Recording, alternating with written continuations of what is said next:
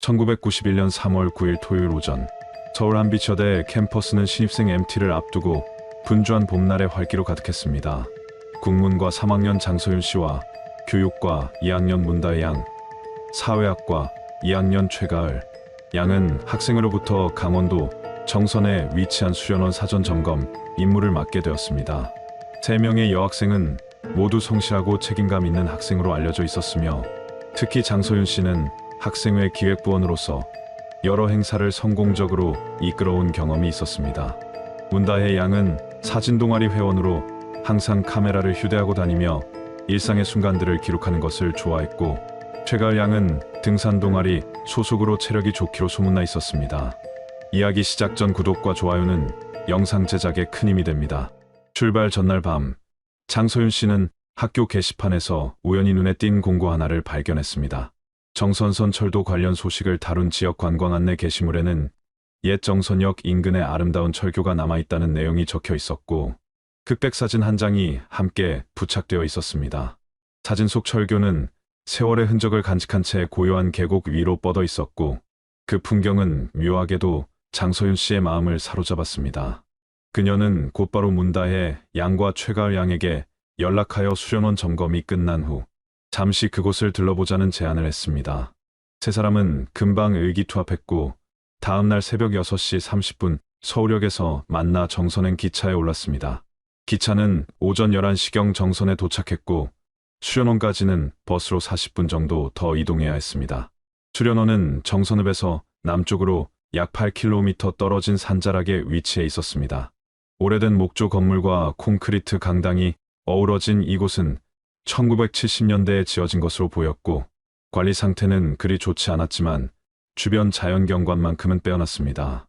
세 사람은 오후 1시부터 약 3시간에 걸쳐 수련원 시설을 꼼꼼히 점검했습니다. 숙소 침대 개수를 확인하고 강당 음향시설을 테스트했으며, 식당 조리시설과 화장실 상태까지 일일이 기록했습니다. 점검을 마친 것은 오후 4시가 조금 넘은 시각이었습니다. 원래 계획대로라면 오후 5시 버스를 타고 정선읍으로 돌아가 저녁 7시 기차로 서울에 도착하는 일정이었습니다. 하지만 수련원 관리인 김모 씨로부터 다음 버스 시간이 오후 7시 30분이라는 말을 듣게 되었습니다. 예상보다 일찍 점검이 끝난 덕분에 시간적 여유가 생긴 세 사람은 아침에 이야기했던 철교 방문을 시행에 옮기기로 결정했습니다. 관리는 폐역까지 걸어서 1시간 반 정도 걸리며 해가 지면 길을 찾기 어렵다고 경고했습니다. 하지만 젊은 여학생들은 최가을 양의 등산 경험을 믿고 사진 몇 장만 찍고 오후 6시 30분까지는 돌아오겠다고 약속하며 수련원을 나섰습니다. 문다혜 양은 자신의 니콘 카메라를 목에 걸었고, 장소윤 씨는 지도와 손전등을 챙겼으며, 최가을 양은 간식과 물통을 배낭에 넣었습니다. 오후 4시 20분경 세 여학생은 수련원에서 북동쪽으로 이어진 산길을 따라 걷기 시작했습니다. 초봄의 햇살은 여전히 따뜻했고, 산새들의 지저김이 고요한 산길에 생기를 불어넣었습니다.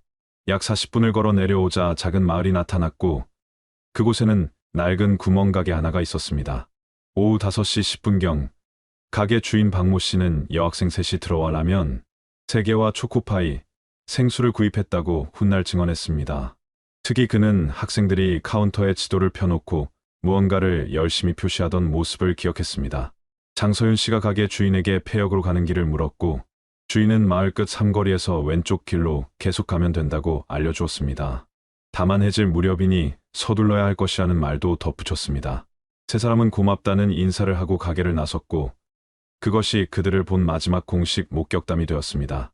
마을을 지나 폐역으로 향하는 길은 점점 인적이 드물어졌고, 주변은 울창한 소나무 숲으로 둘러싸여 있었습니다. 오후 6시가 넘어가자 해는 산 너머로 기울기 시작했고, 숲 사이로 스며드는 햇빛은 점차 붉은 빛을 띠기 시작했습니다.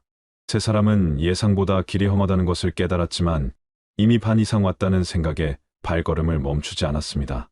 오후 7시경 폐역에서 약 500m 떨어진 곳에 살던 마을 주민 이모 씨는 저녁 식사 준비를 하다가 창밖으로 여학생 셋이 철길을 따라 걸어가는 모습을 목격했습니다. 그들은 활기차게 이야기를 나누며 철교 방향으로 향하고 있었습니다. 이 씨는 날이 어두워지는데 위험할 수도 있겠다는 생각을 잠깐 했지만 젊은 사람들이니 알아서 잘 다녀오겠거니 하고 별다른 조치를 취하지 않았습니다. 오후 7시 30분, 해는 완전히 저물었고 산골짜기는 어둠에 잠기기 시작했습니다. 이 시각부터 새 여학생에 대한 직접적인 목격담은 끊어집니다. 오후 8시경 장소윤 씨의 부모님은 딸이 예정 시간에 집에 들어오지 않자 걱정하기 시작했습니다. 출발 전 서윤 씨는 늦어도 밤 8시까지는 집에 도착하겠다고 말했었습니다. 부모님은 딸의 삐삐로 여러 차례 호출을 보냈지만 응답이 없었습니다. 문다혜의 양과 최가을 양의 가족도 비슷한 상황이었습니다. 밤 9시가 넘어가자 세 가족은 서로 연락을 주고받으며 상황을 파악하려 했지만 누구도 딸들과 연락이 닿지 않았습니다. 밤 11시경 정선 폐역 근처에 살던 또 다른 주민 최모 씨는 잠자리에 들기 전 화장실을 가려고 밖으로 나왔다가 이상한 광경을 목격했습니다. 폐역 철교 쪽에서 손전등 불빛 3개가 움직이고 있었고 얼마 후 카메라 셔터 소리로 추정되는 날카로운 소리가 2번 들렸습니다. 최 씨는 누군가 밤에 사진을 찍나보다 하고 대수롭지 않게 여겼습니다. 3월 10일 일요일 새벽, 세 가족은 잠 못 이루는 밤을 보냈습니다. 오전 7시가 되자마자 장서윤 씨의 아버지는 정선경찰서에 전화를 걸어 딸의 실종을 신고했습니다. 하지만 당시 경찰의 대응은 미온적이었습니다.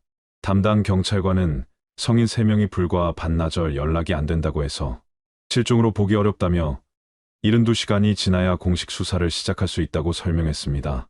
또한 대학생들이 여행 중 계획을 바꿔 다른 곳으로 간 경우도 많으니 조금 더 기다려보라는 조언을 덧붙였습니다.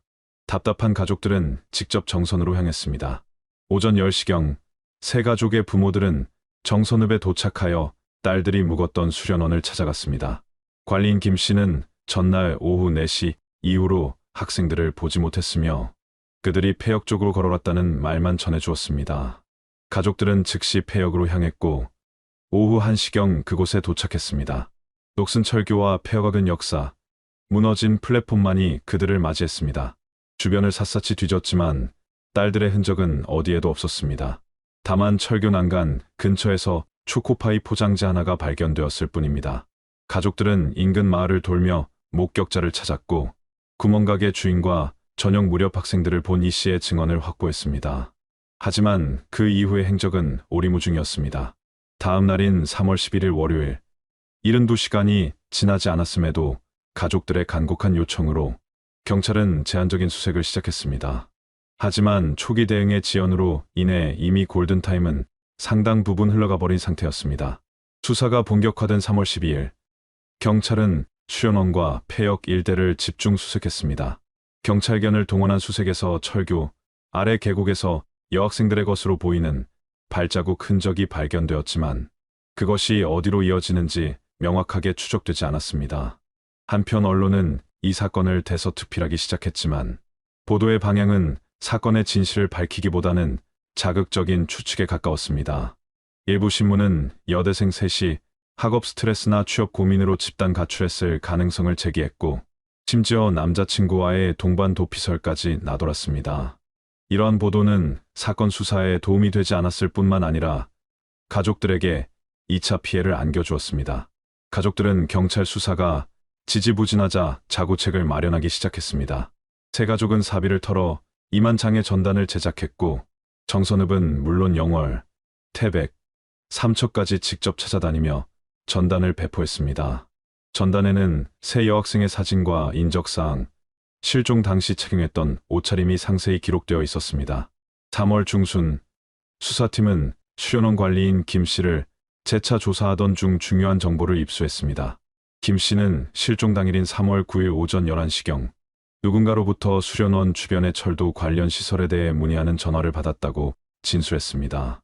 전화를 건 사람은 자신을 철도 동호회 회원이라고 소개했으며 정선선 폐역과 철교 촬영 가능 여부를 물었다고 합니다.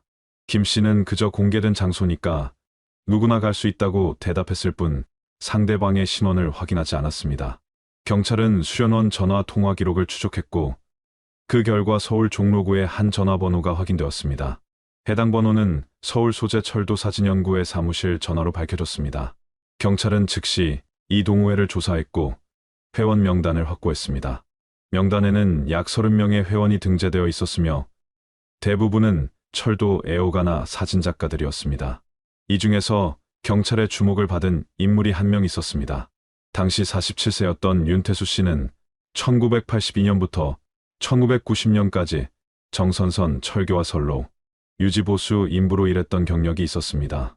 그는 현장을 누구보다 잘 아는 인물이었고 철도 사진에 대한 깊은 관심을 가지고 있었습니다. 더욱 의심스러운 점은 윤 씨가 과거 1983년 춘천 지역사진 동호회 게시판에 폐역, 야간 촬영 동행자를 구한다는 글을 여러 차례 게재했다는 사실이었습니다. 당시 글에는 모델이 있으면 더 좋은 작품을 만들 수 있다는 내용이 포함되어 있었습니다. 경찰은 윤태수 씨를 긴급 소환하려 했지만 놀랍게도 그는 이미 1992년 1월 뇌졸중으로 사망한 상태였습니다. 그의 집을 압수수색했으나 사건과 직접 연결될 만한 증거는 발견되지 않았습니다. 다만 그의 작업실에서는 수백 장의 철도 사진이 발견되었고 그중 상당수가 정선선 철교를 배경으로 한 것이었습니다. 일부 사진에는 정체를 알 수 없는 인물들의 실루엣이 담겨 있었지만 얼굴이나 특징을 식별할 수 없을 정도로 어둡게 촬영되어 있었습니다. 사건은 미제로 남는 듯했고 시간은 무정하게 흘러갔습니다. 1991년 여름이 지나고 가을이 왔으며 다시 겨울이 찾아왔습니다. 가족들은 포기하지 않고 계절마다 정선을 찾아 수색을 이어갔지만 아무런 단서도 찾지 못했습니다. 언론의 관심도 점차 식어갔고 경찰 수사도 동력을 잃어갔습니다. 그렇게 3년이라는 시간이 흘러 1994년 4월이 되었습니다. 봄비가 내리던 어느 날 정선군청에서는 방치된 폐역 건물들을 철거하고 그 자리에 농산물 창고를 짓기로 결정했습니다. 공사가 시작되고 인부들이 오래된 역사 창고를 정리하던 중 천장 석갈에 위에서 낡은 가방 하나가 발견되었습니다. 먼지와 거미줄로 뒤덮인 가방은 한때 선명했을 파란색이 발에 있었고 가방 앞면에는 한비처대 로고가 새겨져 있었습니다. 공사 감독관은 즉시 경찰에 신고했고 가방은 증거물로 압수되었습니다. 가방을 열자 안에서는 니콘 필름 카메라 한 대, 물에 젖어 일부 글씨가 번진 수첩, 그리고 구겨진 답사 일정표가 나왔습니다. 수첩에는 문다혜라는 이름이 적혀 있었고 카메라에는 아직 현상되지 않은 필름이 장착되어 있었습니다. 경찰은 신중하게 필름을 꺼내 전문 현상소에 의뢰했습니다. 며칠 후 현상된 사진을 확인한 수사관들은 충격에 휩싸였습니다. 총 24컷 중 처음 21장은 수련원과 가는 길에 찍은 평범한 풍경 사진이었습니다. 하지만 마지막 3장은 달랐습니다.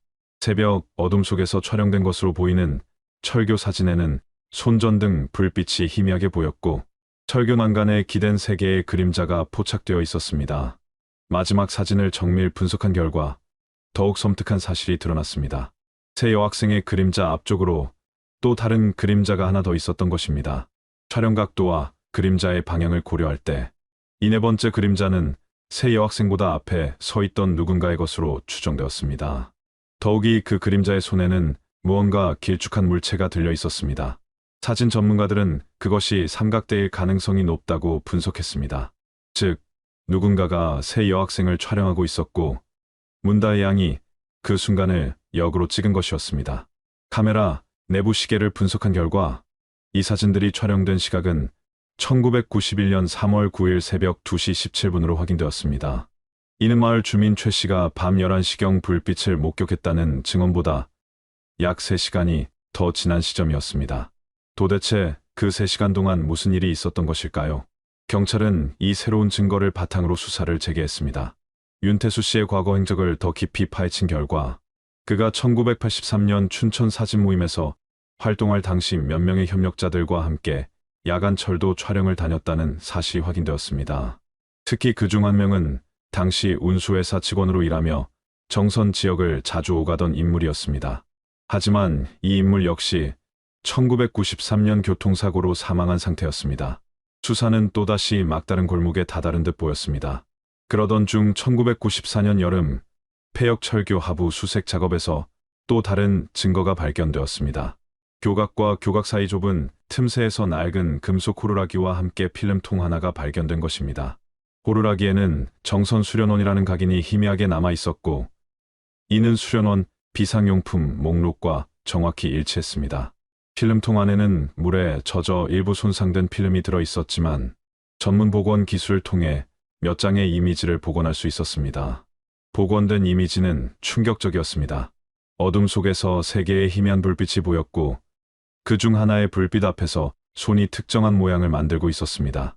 사진 분석 전문가는 이것이 일종의 신호 동작일 가능성이 높다고 판단했습니다. 마치 누군가와 약속된 합류, 신호를 주고받는 것처럼 보였습니다. 또 다른 이미지에서는 철교 난간 너머로 두 개의 인형이 흐릿하게 포착되어 있었는데 그 중 하나는 명백히 성인 남성의 체격이었습니다. 경찰은 이 증거들을 종합하여 새로운 가설을 세웠습니다. 세 여학생은 폐역에 도착한 후 그곳에서 누군가를 만났을 가능성이 높았습니다. 그 만남이 우연이었는지 계획된 것이었는지는 알 수 없지만 밤늦은 시각까지 철교에 머물렀다는 것은 분명했습니다. 호루라기는 아마도 위험을 느낀 누군가가 신호를 보내려 했던 것으로 추정되었습니다. 수사팀은 윤태수 씨의 과거를 더욱 철저히 조사하던 중 놀라운 사실을 발견했습니다. 1981년 7월 같은 정선선 라인에서 여고생 한 명이 혼자 여행 중 실종된 사건이 있었다는 기록이 나온 것입니다. 당시 17세였던 김모 양은 여름방학을 이용해 강원도 일대를 여행하다가 정선에서 흔적도 없이 사라졌습니다. 경찰은 당시 가출이나 익사 사고로 결론지었지만 시신도 발견되지 않았고 사건은 미제로 남았습니다. 놀라운 점은 그 당시 정선선 철교 유지보수 책임자가 바로 윤태수 씨였다는 사실입니다. 더욱 기묘한 것은 당시 김모 양이 소지하고 있던 일회용 카메라와 그녀가 촬영했을 것으로 추정되는 필름 한 롤이 함께 사라졌다는 점입니다. 가족들은 당시 경찰의 딸이 사진 찍는 것을 좋아했고 늘 카메라를 휴대했다고 진술했었습니다. 수사팀은 두 사건 사이의 연관성을 강하게 의심했습니다. 10년이라는 시간 간격, 같은 장소, 그리고 사진기와 연관된다는 세 가지 공통점이 단순한 우연으로 보기에는 너무나 명확했습니다. 혹시 1981년 사건이 첫 번째였고 1991년 사건이 두 번째였던 것은 아닐까요? 그렇다면 그 사이 10년 동안 또 다른 희생자가 있었을 가능성도 배제할 수 없었습니다. 수사팀은 1981년부터 1991년 사이 강원도 일대에서 발생한 실종 사건들을 전수조사했고 그 결과 1985년과 1988년에도 유사한 패턴의 실종 사건이 있었다는 정황을 포착했습니다. 하지만 당시 기록들이 불완전했고 사건들이 서로 다른 관할 경찰서에서 처리되어 연관성이 파악되지 않았던 것입니다. 윤태수 씨의 자택과 작업실을 재수색하던 중 경찰은 지하 창고에서 오래된 나무 상자 하나를 발견했습니다. 상자 안에는 수십 개의 필름, 네거티브가 정리되어 있었고 각각에는 날짜와 장소가 메모되어 있었습니다. 그중 1981년 7월 15일자로 표시된 필름이 있었는데 이는 김모 양이 실종된 날짜와 정확히 일치했습니다. 하지만 필름 자체는 이미 심하게 부식되어 있어 이미지 복원이 불가능한 상태였습니다. 다만 필름 케이스에 적힌 메모에는 정선역, 철교 야경 시리즈라는 제목과 함께 모델 협조라는 짧은 문구가 적혀 있었습니다. 이것이 결정적 증거가 될 수 있었지만 법적으로는 직접적인 범죄 입증에는 불충분했습니다. 윤태수 씨는 이미 사망했고 그의 협력자로 의심되던 인물들도 대부분 사망하거나 행방을 알 수 없는 상태였습니다. 설령 생존해 있다 하더라도 물적 증거 없이는 기소가 어려운 상황이었습니다. 검찰은 증거 불충분으로 사건을 종결할 수밖에 없었고 1995년 초 공식적으로 미제 사건으로 분류되었습니다. 하지만 가족들은 진실을 찾기 위한 노력을 멈추지 않았습니다. 장서윤 씨의 아버지는 직장을 그만두고 사건 자료를 정리하며 독자적인 조사를 이어갔습니다. 문다혜 양의 어머니는 매년 3월 9일이면 정선을 찾아 딸이 마지막으로 걸었던 길을 따라 걸었습니다. 최가을 양의 가족들도 포기하지 않고 새로운 단서가 나올 때마다 경찰에 재수사를 요청했습니다. 1996년 봄 장서윤 씨의 아버지는 정선 폐역을 다시 찾았습니다. 그는 철교 난간을 따라 천천히 걸으며 딸의 흔적을 찾고자 했습니다. 그러던 중 철교 중앙부 난간 기둥에서 희미한 글씨를 발견했습니다.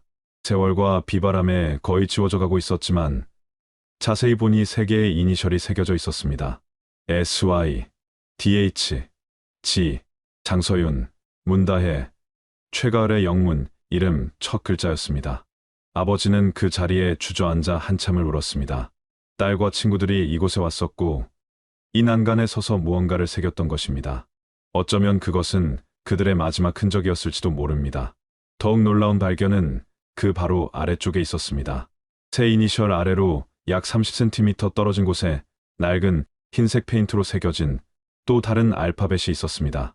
TS. 윤태수의 이름을 영문으로 표기했을 때의 약자였습니다. 페인트는 이미 많이 벗겨져 있었지만 글씨의 형태는 여전히 식별 가능했습니다. 경찰 감식팀이 다시 현장을 조사한 결과 이 페인트 낙서는 1980년대 후반에 작성된 것으로 추정되었습니다. 즉, 새 여학생이 이곳을 찾기 훨씬 전부터 윤태수 씨는 이 철교에 자신의 표식을 남겨놓고 있었던 것입니다. 마치 이곳이 자신의 영역이라는 것을 선언하듯이 말입니다. 이 발견은 새로운 의문을 불러일으켰습니다. 새 여학생은 정말 우연히 이곳을 찾아온 것이었을까요? 아니면 누군가의 의도된 유인에 이끌려온 것은 아니었을까요? 학교 게시판에 붙어있던 그 철도 안내문은 정말 단순한 관광 정보였을까요? 수사팀은 당시 게시판 담당자를 찾아 확인했지만 그 공고를 누가 언제 게시했는지 정확한 기록이 남아있지 않았습니다. 1997년 여름, 또 다른 단서가 나타났습니다. 서울 모처의 중고 카메라 상점 주인이 경찰에 제보를 했습니다. 1992년 초, 한 중년 남성이 니콘 필름 카메라 여러 대를 가져와 헐값에 팔았다는 것입니다. 당시에는 의심하지 않았지만 최근 뉴스에서 정선 실종 사건을 다시 보도하는 것을 보고 혹시나 하는 마음에 연락했다고 합니다. 상점 주인은 그 남성의 인상착의를 기억하고 있었고 당시 거래 장부에 남아있던 전화번호도 제공했습니다. 경찰이 그 번호를 추적한 결과 윤태수 씨와 함께 철도사진연구회에서 활동했던 회원 중 한 명의 번호였습니다. 해당 인물은 50대 후반의 무직자로 경찰이 찾아갔을 때 극도로 불안해하는 모습을 보였습니다. 하지만 그는 윤태수 씨로부터 카메라를 위탁받아 처분한 것뿐이며 그 카메라들의 출처에 대해서는 전혀 모른다고 주장했습니다. 윤태수 씨가 이미 사망한 상황에서 이를 반박할 방법은 없었습니다. 경찰은 그를 참고인으로 조사했지만 구속할 만한 증거를 확보하지 못했습니다. 세월은 계속 흘러 2000년대가 되었습니다. 사건 발생 10년이 지났지만 진실은 여전히 밝혀지지 않았습니다. 장서윤 씨의 아버지는 2003년 지병으로 세상을 떠났고 임종 직전까지 딸을 찾지 못한 것을 한탄했습니다. 문다혜 양의 어머니는 건강이 악화되었지만 여전히 매년 정선을 찾았습니다. 최가을 양의 동생은 형사가 되어 이제 사건 전담팀에서 일하며 누나의 사건을 포함한 오래된 사건들을 재조사하고 있습니다. 2010년 정선구는 폐역 일대를 관광지로 개발하는 계획을 발표했습니다. 레일바이크 코스를 만들고 철교를 보수하여 산책로로 조성한다는 내용이었습니다. 공사가 시작되면서 철교 하부와 주변 지역에 대한 대대적인 발굴 작업이 이루어졌습니다.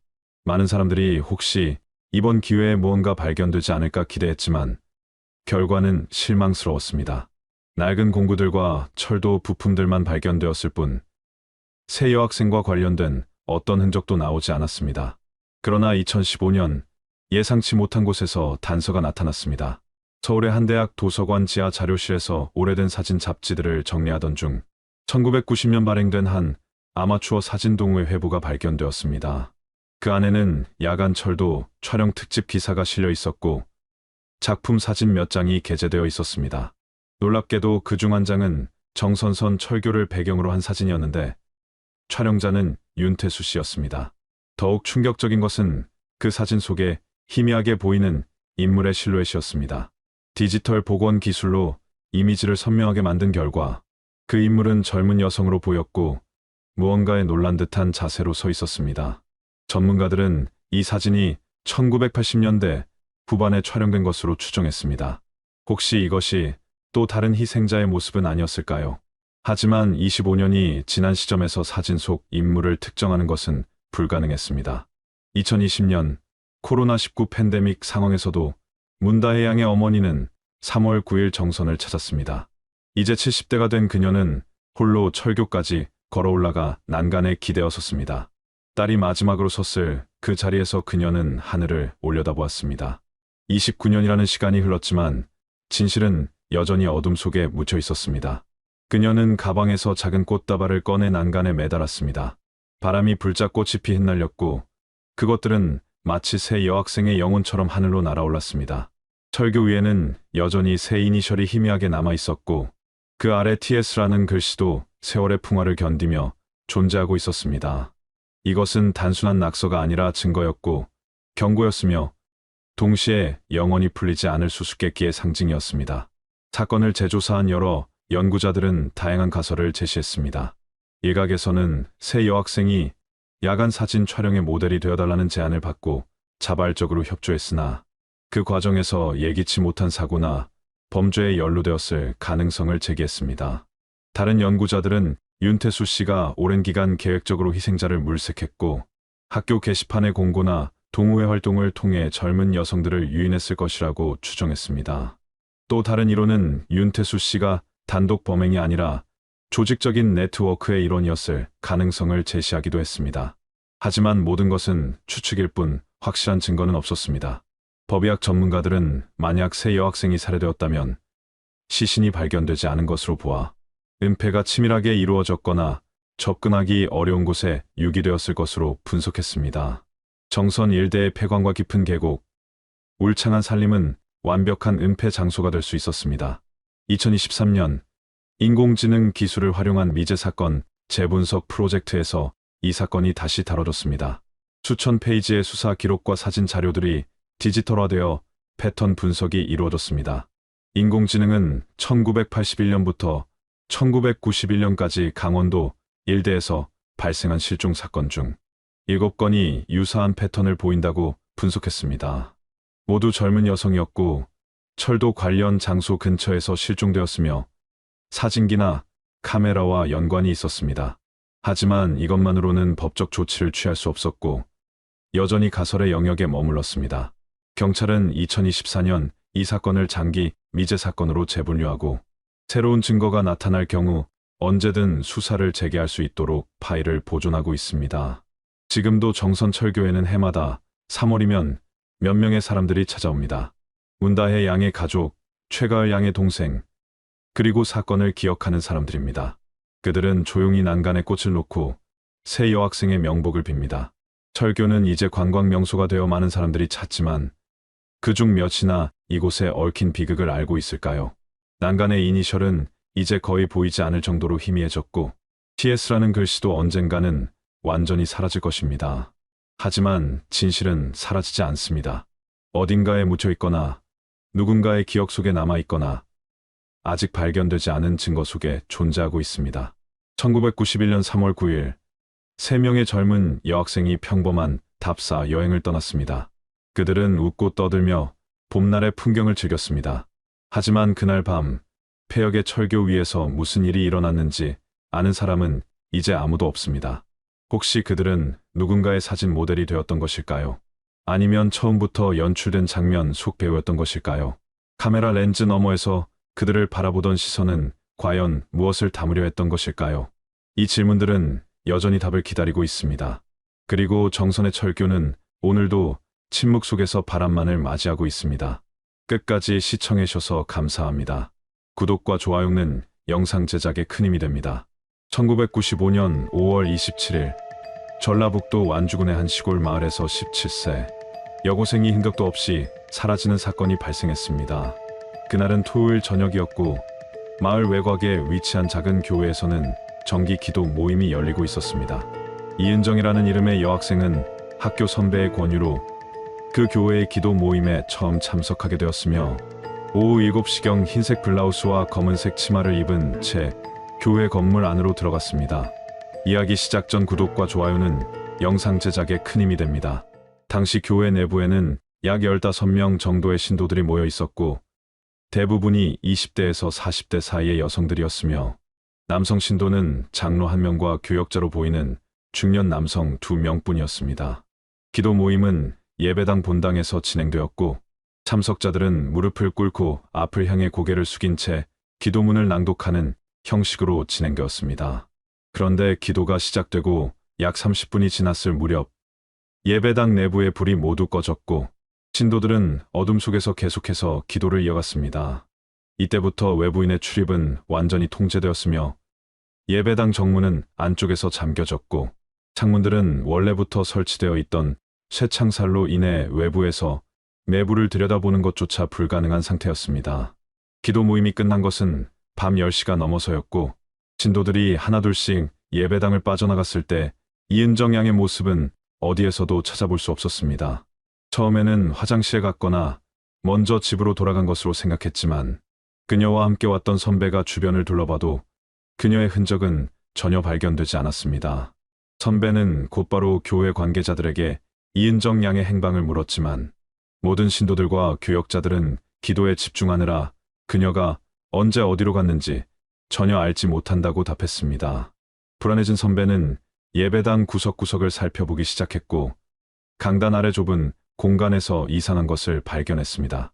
그것은 이은정 양이 신고왔던 검은색 구두 한 짝과 하얀 손수건이었는데 손수건에는 선명한 붉은 얼룩이 묻어 있었습니다. 그 얼룩은 피처럼 보였지만 어두운 조명 아래에서는 정확히 무엇인지 판단하기 어려웠습니다. 선배는 즉시 교회 장로를 불러 이 사실을 알렸고 장로는 잠시 그 물건들을 내려다보더니 아무 일도 아니라는 듯 신도들에게 집으로 돌아가라고 말했습니다. 하지만 선배는 이 상황을 그냥 넘길 수 없었고 다음 날 새벽 이은정 양의 부모에게 연락을 취했습니다. 부모는 딸이 밤새 집에 돌아오지 않았다는 사실을 알고 크게 놀랐으며 곧바로 경찰에 실종 신고를 했습니다. 경찰이 교회에 도착한 것은 5월 28일 오전 9시경이었고 현장 조사가 시작되었습니다. 경찰은 예배당 내부를 세밀하게 조사했지만 강제로 끌려간 흔적이나 폭력이 행사된 흔적은 발견되지 않았습니다. 다만 강단 아래에서 발견된 구두와 손수건, 그리고 손수건에 묻은 붉은 얼룩이 혈흔으로 판명되면서 사건은 단순 실종이 아닐 수도 있다는 가능성이 제기되었습니다. 경찰은 당시 기도 모임에 참석했던 모든 신도들을 대상으로 조사를 진행했으나 모두가 한결같이 이은정 양이 언제 어떻게 사라졌는지 모른다고 진술했습니다. 어둠 속에서 기도에 몰입해 있었기 때문에 옆 사람의 움직임조차 알아차릴 수 없었다는 것이 그들의 공통된 답변이었습니다. 교회 건물의 구조도 조사되었는데 예배당은 단층 건물로 출입구는 정문 하나뿐이었고 창문은 모두 쇠창살이 설치되어 있어 사람이 빠져나갈 수 없는 구조였습니다. 정문은 기도 시작 전에 안쪽에서 잠겼으며 기도가 끝날 때까지 열리지 않았다는 것이 신도들의 일치된 증언이었습니다. 그렇다면 이은정 양은 도대체 어디로 사라진 것일까요? 밀실과도 같은 공간에서 한 사람이 흔적도 없이 사라진다는 것은 상식적으로 이해하기 어려운 일이었습니다. 경찰은 교회 건물 주변을 샅샅이 수색했고 인근 야산과 저수지까지 수색 범위를 확대했지만 이은정 양의 행방은 전혀 파악되지 않았습니다. 실종 사건은 지역 언론에 보도되었고 마을 사람들 사이에서는 온갖 추측과 소문이 난무하기 시작했습니다. 어떤 이들은 교회 내부에 비밀 통로가 있을 것이라고 주장했고 또 다른 이들은 초자연적인 현상이 일어난 것이라는 황당한 이야기까지 퍼뜨렸습니다. 마을 주민들을 대상으로 한 추가 조사가 진행되면서 그 교회가 일반적인 개신교 교회와는 상당히 다른 성격을 지니고 있었다는 사실들이 하나둘씩 드러나기 시작했습니다. 마을에서 40년 넘게 살아온 한 노인은 경찰 조사에서 그 교회가 처음 세워진 것이 1980년대 중반쯤이었으며 초기에는 평범한 시골 교회처럼 보였지만 1990년대 초반부터 분위기가 이상하게 변했다고 증언했습니다.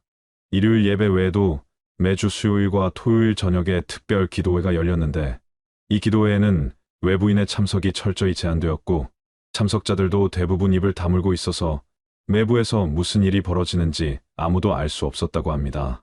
특히 주민들이 이상하게 여긴 점은 그 교회가 지역교회 연합회나 어떤 교단에도 소속되어 있지 않았다는 것이었습니다. 일반적으로 한국의 개신교 교회들은 대한예수교장로회, 기독교대한감리회 같은 큰 교단에 속하거나 최소한 지역교회들과 교류를 하는 것이 보통이었지만 이 교회는 완전히 독자적으로 운영되었고 다른 교회 목회자들과의 접촉도 전혀 없었습니다. 인근 장로교회의 은퇴 목사는 1992년경 그 교회를 방문하려 했으나 문전박대를 당했으며 당시 그곳의 교역자로 보이는 사람이 외부 종교인의 방문은 신도들의 신앙을 흔들 수 있다며 강하게 거부했다고 기억했습니다. 마을 주민들의 증언에 따르면 그 교회에 다니는 신도들은 대부분 마을 사람들이 아니라 외지에서 온 사람들이었습니다. 그들은 주로 20대에서 30대의 젊은 여성들이었고 일부는 아예 교회 근처에 마련된 숙소에서 집단으로 생활하고 있었습니다. 이들은 평일에도 교회 건물 주변에서 청소를 하거나 텃밭을 가꾸는 모습이 목격되었지만 마을 사람들과는 거의 대화를 나누지 않았고 누군가 말을 걸면 고개만 숙인 채 황급히 자리를 떠났습니다. 더욱 기묘한 것은 밤마다 들려오는 소리와 보이는 광경이었습니다. 마을 이장의 증언에 따르면 매주 토요일 밤 10시가 넘으면 교회 건물에서 이상한 소리가 흘러나왔는데 그것은 찬송가나 일반적인 기도 소리가 아니라 마치 무언가를 외치는 듯한 혹은 신음하는 듯한 소리였다고 합니다. 소리는 자정을 넘어서까지 계속되었고 가끔은 새벽 2시, 3시까지 이어지기도 했습니다. 교회 건물의 창문들은 모두 커튼으로 가려져 있었지만 틈 사이로 희미한 붉은 빛이 새어나오는 것이 목격되기도 했습니다. 특히 주민들 사이에서 자주 회자되던 말이 있었는데 그것은 교회 신도들이 자주 언급하던 선택된 자만 불빛을 본다는 표현이었습니다. 이 말의 정확한 의미를 아는 사람은 없었지만 교회에 다니는 신도들은 이 표현을 마치 어떤 특별한 체험이나 깨달음을 의미하는 것처럼 사용했습니다. 한 주민은 교회 신도와 우연히 대화를 나눈 적이 있었는데 그 신도가 자신은 아직 불빛을 보지 못했지만 언젠가는 반드시 보게 될 것이라며 열광적으로 말하던 모습이 매우 인상적이었다고 회상했습니다.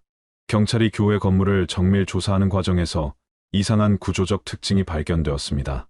예배당 전면에 설치된 십자가는 일반 교회의 십자가보다 훨씬 큰 크기였는데 높이가 거의 3m에 달했고 두꺼운 목재로 제작되어 있었습니다.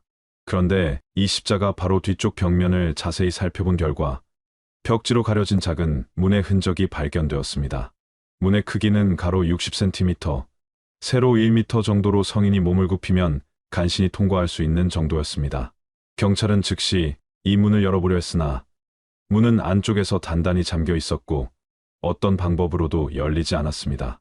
외부에서 보이는 손잡이나 자물쇠 같은 것도 없었고 문틀과 문짝이 거의 일체화되어 있어서 어디가 경첩이고 어디로 열리는지조차 분명하지 않았습니다. 교회 관계자들에게 이 문에 대해 물었지만 장로를 포함한 모든 사람들이 그 문은 원래 건물을 지을 때부터 있던 것이며 자신들도 그 안에 무엇이 있는지 어떻게 여는지 전혀 모른다고 답했습니다. 건축 전문가를 불러 벽면 구조를 분석한 결과 그 문 너머에는 약 2m 정도 깊이의 공간이 존재하는 것으로 추정되었습니다. 하지만 그 공간이 단순한 수납 공간인지 아니면 어딘가로 연결되는 통로인지는 벽을 뚫어보지 않고는 알 수 없었습니다. 경찰은 수사를 위해 벽을 철거할 것을 검토했지만 당시에는 명확한 범죄 증거가 없는 상태에서 종교시설을 훼손하는 것이 법적으로 문제가 될 수 있다는 의견이 있어 실행에 옮기지 못했습니다. 마을 주민 중 한 명은 2년 전쯤 한밤중에 교회 건물 뒤편에서 이상한 광경을 목격했다고 진술했습니다. 그날 밤 주민은 소가 아파서 수의사를 불러야 할 상황이었고 마을을 가로질러 이웃집으로 가던 중 교회 건물 옆을 지나게 되었는데 그때 건물 뒤편에서 여러 명의 사람들이 흰 옷을 입고 일렬로 서 있는 모습을 보았다고 합니다. 그들은 모두 같은 방향을 바라보고 있었고 미동도 하지 않은 채 마치 조각상처럼 서 있었으며 달빛 아래에서 그들의 흰 옷이 유령처럼 보였다고 합니다. 교회 신도들의 행동 패턴도 일반적이지 않았습니다. 그들은 항상 집단으로 움직였고 혼자서 마을에 나타나는 경우가 거의 없었습니다. 장을 보러 갈 때도 병원에 갈 때도 최소 2~3명이 함께 다녔고 서로를 감시하는 듯한 느낌을 주었습니다. 또한 그들은 텔레비전이나 라디오 같은 대중매체를 일절 접하지 않았으며 신문도 보지 않았습니다. 세상과 완전히 단절된 채 오직 교회와 신앙 안에서만 살아가는 것처럼 보였습니다. 경찰이 십자가 뒤에 숨겨진 문을 강제로 개방하기로 결정한 것은 실종사건 발생 사흘째 되던 날이었으며 전동톱을 이용해 문틀 주변을 절단한 끝에 마침내 그 안쪽 공간에 접근할 수 있게 되었습니다. 문이 열리자 예배당 안으로 차갑고 습한 공기가 흘러나왔고 오랫동안 밀폐되어 있던 공간 특유의 퀴퀴한 냄새가 코를 찔렀습니다. 손전등을 비추며 안으로 들어간 경찰들이 발견한 것은 약 3평 정도 크기의 작은 방이었는데 천장 높이는 2미터가 채 되지 않아 성인 남성이 서면 머리가 천장에 닿을 듯했고 벽면은 거친 콘크리트가 그대로 드러나 있어 전혀 마감 처리가 되어 있지 않았습니다. 방 안에는 창문이 없었고 환기구조차 보이지 않아 완전히 외부와 차단된 밀실이었습니다. 경찰들이 가장 먼저 주목한 것은 방 정면 벽에 새겨진 글씨였습니다. 구원은 고통을 통과한 자에게만 주어진다는 문장이 붉은색으로 벽면에 쓰여 있었는데 글씨의 크기는 한 글자당 약 15cm 정도였고 마치 붓으로 쓴 것처럼 획이 굵고 강렬했습니다. 글씨는 벽면 중앙에서 약간 위쪽에 위치해 있어 방 안에 들어온 사람이 정면을 바라보면 가장 먼저 눈에 들어오는 위치였습니다. 국립과학수사연구원의 감식 결과 이 글씨는 실제 인간의 혈액으로 쓰인 것으로 밝혀졌으며 혈액형은 AB형으로 확인되었습니다. 방 한가운데에는 낡은 철제 의자가 하나 놓여 있었습니다. 의자는 등받이가 있는 일반적인 형태였지만 4개의 다리가 바닥에 볼트로 단단히 고정되어 있어 움직일 수 없었고 팔걸이 부분과 의자 다리 부분에는 가죽끈을 묶었던 흔적이 선명하게 남아 있었습니다. 의자 표면은 녹이 슬어 있었고 곳곳에 긁힌 자국과 무언가에 부딪힌 듯한 흠집들이 가득했습니다. 의자 주변 바닥에는 어두운 얼룩들이 있었는데 이것 역시 혈흔으로 추정되었지만 오래되어 정확한 분석이 어려웠습니다. 가장 충격적이었던 것은 의자 위에 놓인 종이 조각이었습니다. 작은 백색 종이에는 검은 펜으로 이은정이라는 이름이 또박또박 적혀 있었고 그 아래에는 1995년 5월 27일이라는 날짜가 기록되어 있었습니다.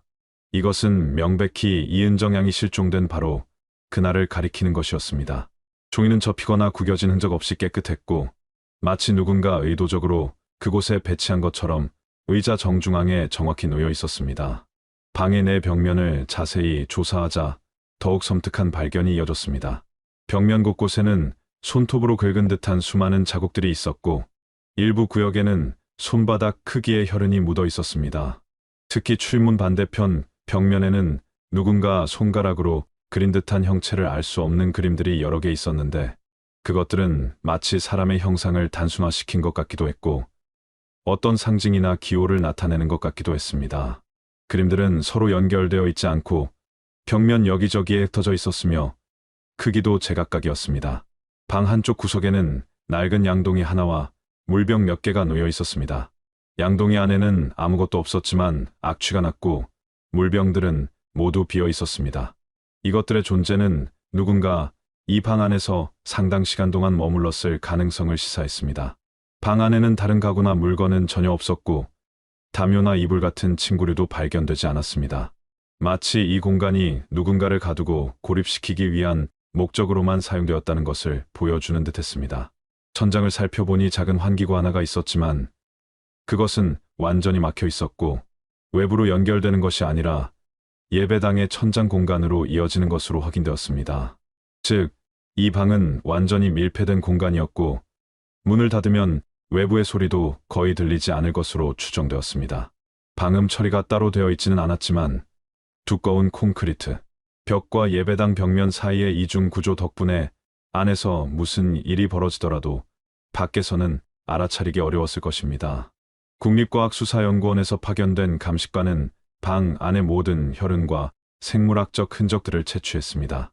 혈흔은 최소 3명 이상의 서로 다른 사람에게서 나온 것으로 밝혀졌고 혈액형은 AB형, O형, A형이 섞여 있었습니다. 벽면에 글씨를 쓴 혈액은 AB형이었지만 바닥의 혈흔 중 일부는 O형이었고 또 다른 부분은 A형이었습니다.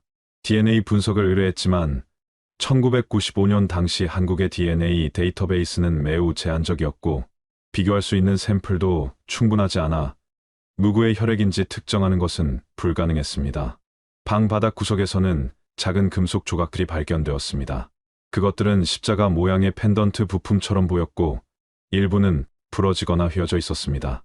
또한 천 조각 몇 개도 수거되었는데 그것들은 흰색 면직물로 만들어진 것이었고 옷의 일부분으로 추정되었습니다. 천 조각들에도 혈흔이 묻어 있었고 일부는 찢어진 상태였습니다. 가장 이해하기 어려운 것은 이 방의 존재 목적이었습니다. 교회 건물 내부에 이런 밀실을 만든 이유는 무엇이었을까요? 경찰은 이 방이 일종의 징계 공간이나 격리 공간으로 사용되었을 것으로 추정했지만 교회 관계자들은 모두 이 방의 존재를 몰랐다고 주장했습니다. 건물을 지을 당시부터 있었던 것이라는 주장도 있었지만 건축 기록을 확인한 결과 원래 설계 도면에는 이런 공간이 표시되어 있지 않았고 건축 허가를 받을 때도 이 공간은 신고되지 않았습니다. 결국 이 밀실은 건물이 완공된 이후 불법으로 개조하여 만든 것으로 결론이 났습니다.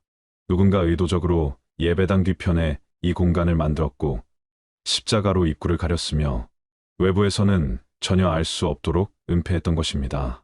그리고 이 공간에서는 분명 누군가에게 고통을 가하는 행위가 이루어졌으며 여러 명의 사람들이 이곳에 갇혀 있었을 가능성이 높았습니다. 의자 위에 노인 이은정이라는 이름이 적힌 종이는 그녀가 이 방과 어떤 연관이 있음을 암시했지만 정확히 어떤 의미인지는 알 수 없었습니다. 그녀가 실제로 이 방에 갇혀 있었던 것인지 아니면 다른 어떤 의식이나 절차의 대상이었던 것인지는 여전히 미스터리로 남았습니다. 밀실 발견 직후 경찰은 교회의 핵심 관계자들에 대한 집중 조사를 시작했으며 그 중에서도 가장 중요한 인물은 교회의 실질적인 운영자였던 장로였습니다. 장로의 이름은 박종수였고 당시 나이는 58세였으며 이 교회에서 15년 넘게 장로직을 맡아왔다고 알려져 있었습니다. 그는 마을 출신이 아니라 1970년대 말 서울에서 내려온 사람이었고 처음에는 인근 도시에서 작은 사업을 하다가 1980년대 초반 이 마을로 이주했다고 합니다. 그가 교회와 어떻게 연결되었는지, 왜 장로가 되었는지에 대한 명확한 기록은 없었지만 신도들 사이에서는 그가 교회 창립 초기부터 깊이 관여했던 인물로 알려져 있었습니다. 박종수 장로는 경찰 조사에서 처음에는 협조적인 태도를 보였습니다. 그는 이은정 양의 실종에 대해 매우 안타까워하는 표정을 지었고 자신도 그녀가 어디로 갔는지 전혀 모르며 기도 모임 중에 사라진 것은 이해할 수 없는 일이라고 진술했습니다. 밀실에 대해서는 자신도 그런 공간이 있는 줄 몰랐으며 건물을 인수받을 때 이미 그렇게 되어 있었다고 주장했습니다. 벽에 쓰인 혈서나 의자 위의 종이에 대해서도 전혀 아는 바가 없다고 답했습니다. 하지만 경찰이 밀실 내부에서 발견된 혈흔과 각종 증거물들에 대해 구체적으로 질문하자 박 장로의 태도가 미묘하게 변하기 시작했습니다. 그는 점점 더 말수가 적어졌고 질문에 대한 답변도 모호해졌으며 자주 침묵으로 일관했습니다. 특히 구원은 고통을 통과한 자에게만 주어진다는 문구의 의미에 대해 묻자 그는 한동안 아무 말도 하지 않다가 그 방에는 들어가서는 안 된다는 말만 반복했습니다. 경찰은 이 발언이 매우 이상하다고 판단했습니다. 방에 들어가서는 안 된다는 것은 그가 그 방의 존재를 이미 알고 있었다는 의미였고 그 안에 무언가 위험하거나 금기시되는 것이 있다는 것을 암시하는 것처럼 들렸습니다. 추가 질문이 이어졌지만 박 장로는 더 이상 아무런 진술도 하지 않았고 변호사를 선임하겠다며 조사를 거부했습니다. 경찰은 그를 참고인 신분으로 계속 조사할 계획이었지만 구체적인 혐의점을 찾지 못한 상태에서 강제로 구금할 수는 없었습니다. 5월 31일 사건 발생 나흘째 되던 날 저녁 박 장로는 경찰서에서의 조사를 마치고 귀가했습니다. 그날 밤 그는 혼자 교회로 갔고 누군가 밤 11시경 교회 건물에 불이 켜진 것을 목격했다고 신고했습니다. 하지만 경찰이 도착했을 때 건물은 이미 어두웠고 박 장로의 모습은 보이지 않았습니다. 경찰은 그가 집으로 돌아갔을 것으로 생각하고 그의 자택으로 향했지만 그곳에도 그는 없었습니다. 다음 날인 6월 1일 아침 마을 주민 한 명이 교회 종탑 근처를 지나다가 이상한 것을 발견했습니다. 종탑은 교회 본건물과 약 10m 정도 떨어진 곳에 독립적으로 세워진 작은 석조 구조물이었는데 높이는 약 7m 정도였고 꼭대기에는 작은 종이 달려 있었습니다. 종탑 입구 앞에는 평소에 잠겨있던 낡은 나무 문이 활짝 열려 있었고 그 안쪽에서 무언가 흰색의 물체가 보였습니다. 주민이 가까이 다가가 보니 그것은 사람의 시신이었습니다. 박종수 장로였습니다. 그는 종탑 내부 바닥에 누운 채 발견되었고 이미 사망한 상태였습니다. 시신의 상태로 보아 사망 시각은 전날 밤늦은 시간으로 추정되었습니다. 그의 손에는 흰색 봉투 하나가 쥐어져 있었고 봉투 안에는 편지지 한 장이 들어 있었습니다. 편지지에는 파란색 볼펜으로 단 한 줄의 문장이 적혀 있었습니다. 그분이 다시 데려가셨다. 부검 결과 박 장로의 사인은 급성 심근경색으로 밝혀졌습니다. 외부로부터의 폭력이나 타살의 흔적은 전혀 발견되지 않았고 독극물 반응도 나오지 않았습니다. 심장마비로 인한 자연사였습니다. 하지만 유서에 적힌 두 분이 다시 데려가셨다는 문장은 매우 의미심장했습니다. 그분이란 누구를 가리킨 것일까요? 그리고 다시 데려갔다는 것은 무엇을 의미하는 것일까요? 경찰은 유서의 필적을 감정했고 그것이 박 장로 본인의 글씨임이 확인되었습니다. 즉, 그는 죽기 직전에 스스로 이 문장을 남긴 것이었습니다. 종탑 내부를 조사한 결과 바닥에는 촛불 여러 개가 타담한 흔적이 있었고 벽면에는 낡은 성경책 한 권이 놓여 있었습니다. 성경책을 펼쳐보니 여러 구절의 밑줄이 그어져 있었는데 대부분이 심판, 구원, 선택, 정결함 같은 단어가 포함된 구절들이었습니다. 특히 요한계시록의 한 구절에는 붉은 펜으로 여러 번 동그라미가 쳐져 있었습니다. 그것은 이기는 자는 이와 같이 흰 옷을 입을 것이요. 내가 그 이름을 생명책에서 결코 지우지 아니하고라는 구절이었습니다. 성경책의 여백에는 작은 글씨로 여러 메모들이 적혀 있었는데 날짜와 함께 특정 이름들이 기록되어 있었고 그 중에는 이은정이라는 이름도 포함되어 있었습니다. 메모의 내용은 매우 단편적이고 암호 같았습니다. 선택됨, 준비됨, 통과함, 받아들여짐 같은 단어들이 이름 옆에 적혀 있었고 일부 이름에는 X 표시가 되어 있었습니다. 이은정이라는 이름 옆에는 1995년 5월 27일이라는 날짜와 함께 준비 완료라는 메모가 있었습니다. 이것이 정확히 무엇을 의미하는지는 알 수 없었지만 그녀의 실종과 관련이 있을 것으로 추정되었습니다. 박 장로의 사망으로 인해 수사는 큰 난관에 봉착했습니다. 그는 교회의 내부 사정을 가장 잘 알고 있던 인물이었고 밀실의 용도나 이은정 양의 행방에 대해서도 무언가 알고 있었을 가능성이 높았습니다. 하지만 그가 세상을 떠남으로써 진실을 밝힐 수 있는 중요한 증언이 영원히 사라져버린 것입니다. 경찰은 그가 남긴 유서와 성경책의 메모를 단서로 추가 수사를 진행했지만 그분이라는 인물이 누구인지 무엇을 다시 데려갔다는 것인지 밝혀내지 못했습니다. 교회의 다른 신도들을 조사했지만 모두가 박 장로의 죽음에 대해 충격을 받은 듯 보였고 유서의 의미에 대해서는 아무도 명확한 답을 하지 못했습니다. 일부 신도들은 그분이란 하나님을 의미하는 것이라고 해석했지만 다시 데려갔다는 표현이 신학적으로 적절한지에 대해서는 의문이 제기되었습니다. 또 다른 신도들은 그것이 교회의 영적 지도자를 가리키는 것일 수도 있다고 말했지만 그 지도자가 누구인지는 밝히지 않았습니다. 박 장로의 장례식은 조촐하게 치러졌고 참석자는 교회 신도 몇 명과 그의 가족들뿐이었습니다. 장례식 후 그의 집을 수색한 경찰은 서재에서 여러 권의 일기장을 발견했습니다. 일기장에는 1980년대 초반부터의 기록이 남아 있었는데 대부분이 종교적인 명상과 기도 내용이었지만 일부 페이지에는 의미를 알 수 없는 암호 같은 문장들이 적혀 있었습니다. 박종수 장로의 갑작스러운 죽음 이후 경찰은 남아있는 교회 신도들과 교역자들을 대상으로 광범위한 조사를 계속했지만 이은정 양의 행방에 대한 결정적인 단서를 찾지 못했습니다. 실종 사건이 발생한 지 2달이 지난 7월 말 수사본부는 사건을 재검토하는 회의를 열었습니다. 밀실에서 발견된 증거들, 박 장로의 유서, 성경책의 메모 등 여러 정황 증거들이 있었지만 이은정 양이 실제로 어디로 갔는지, 누가 그녀를 데려갔는지, 지금 어디에 있는지에 대한 직접적인 증거는 하나도 없었습니다. 교회 건물과 주변 지역에 대한 수색도 여러 차례 반복되었지만 그녀의 흔적은 발견되지 않았습니다. 수사 과정에서 가장 큰 걸림돌은 신도들의 일관된 침묵이었습니다. 기도 모임에 참석했던 15명의 신도들은 모두 검찰 조사를 받았지만 누구 하나 이은정 양이 어떻게 사라졌는지에 대한 구체적인 정보를 제공하지 않았습니다. 그들은 마치 사전에 입을 맞춘 것처럼 동일한 답변만 반복했습니다. 어둠 속에서 기도에 집중하고 있었기 때문에 아무것도 보지 못했고 듣지 못했으며 알지 못한다는 것이었습니다. 일부 신도들에게는 거짓말 탐지기 검사가 실시되었지만 당시 한국에서 거짓말 탐지기 결과는 법적 증거로 인정되지 않았고 검사 결과 자체도 명확하지 않았습니다. 몇몇 신도들은 검사 도중 이상한 반응을 보였지만 그것이 거짓말 때문인지 아니면 단순히 긴장이나 두려움 때문인지 판단하기 어려웠습니다. 8월 중순 검찰은 증거 부족을 이유로 사건을 가출 실종으로 잠정 결론 짓는 방향으로 의견을 모았습니다. 이은정 양이 스스로 교회를 떠났을 가능성, 즉 가출 가능성을 배제할 수 없다는 것이었습니다.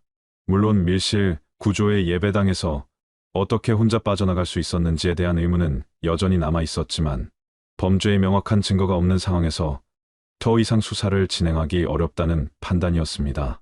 이은정 양의 부모는 이러한 결론에 강력히 반발했습니다. 딸이 가출할 이유가 전혀 없었으며 평소 성격도 매우 차분하고 순종적이었고 가족 관계도 원만했다는 것이 그들의 주장이었습니다. 또한 강단 아래에서 발견된 피 묻은 손수건과 신발, 한 짝은 명백히 무언가 비정상적인 일이 발생했음을 보여주는 증거라고 항변했습니다. 하지만 경찰과 검찰은 결정적인 증거가 없는 한 더 이상 수사를 확대하기 어렵다는 입장을 고수했습니다. 9월 초 사건은 공식적으로 미제 사건으로 분류되었고 가출 실종 사건으로 기록되었습니다. 수사본부는 해체되었고 담당 형사 한 명만이 사건을 계속 추적하도록 배정되었습니다. 언론의 관심도 점차 사그라들었고 몇 달 후에는 지역 신문에서조차 이 사건을 다루지 않게 되었습니다. 교회는 사건 이후 급격히 쇠락했습니다. 신도수는 절반 이하로 줄어들었고 정기 예배도 제대로 열리지 않았습니다. 박 장로가 사망한 후 교회를 이끌 만한 인물도 없었고 마을 사람들의 곱지 않은 시선 때문에 새로운 신도가 유입되는 일도 없었습니다. 11월 말 교회 건물의 소유주였던 종교법인은 더 이상 이 교회를 운영할 수 없다고 판단하고 폐쇄를 결정했습니다. 12월 중순 교회는 공식적으로 문을 닫았습니다. 남아있던 신도들은 뿔뿔이 흩어졌고 일부는 인근 도시의 다른 교회로 옮겨갔으며 일부는 아예 신앙을 버렸다고 합니다. 교회 건물은 비어있는 채로 방치되었고 겨울 내내 아무도 그곳을 찾지 않았습니다. 창문은 판자로 막혔고 출입문에는 큰 자물쇠가 채워졌습니다. 1996년 봄 지역 주민들 사이에서 교회 건물을 철거해야 한다는 여론이 일었습니다. 불길한 사건이 일어난 장소를 그대로 두는 것은 좋지 않으며 특히 아이들이 호기심에 들어갔다가 사고라도 나면 큰일이라는 우려였습니다. 하지만 건물의 법적 소유권 문제와 철거, 비용 부담 문제로 인해 실행에 옮겨지지 못했습니다. 세월이 흐르면서 교회 건물은 점점 더 황폐해졌습니다. 지붕 일부가 무너져 내렸고 벽면에는 넝쿨이 뒤덮였습니다. 비가 새어들어와 내부는 곰팡이와 습기로 가득했고 야생동물들이 드나드는 흔적도 발견되었습니다. 마을 사람들은 그곳을 귀신 나오는 집이라고 부르며 가까이 가지 않았고 아이들에게도 절대 근처에 가지 말라고 단단히 일렀습니다.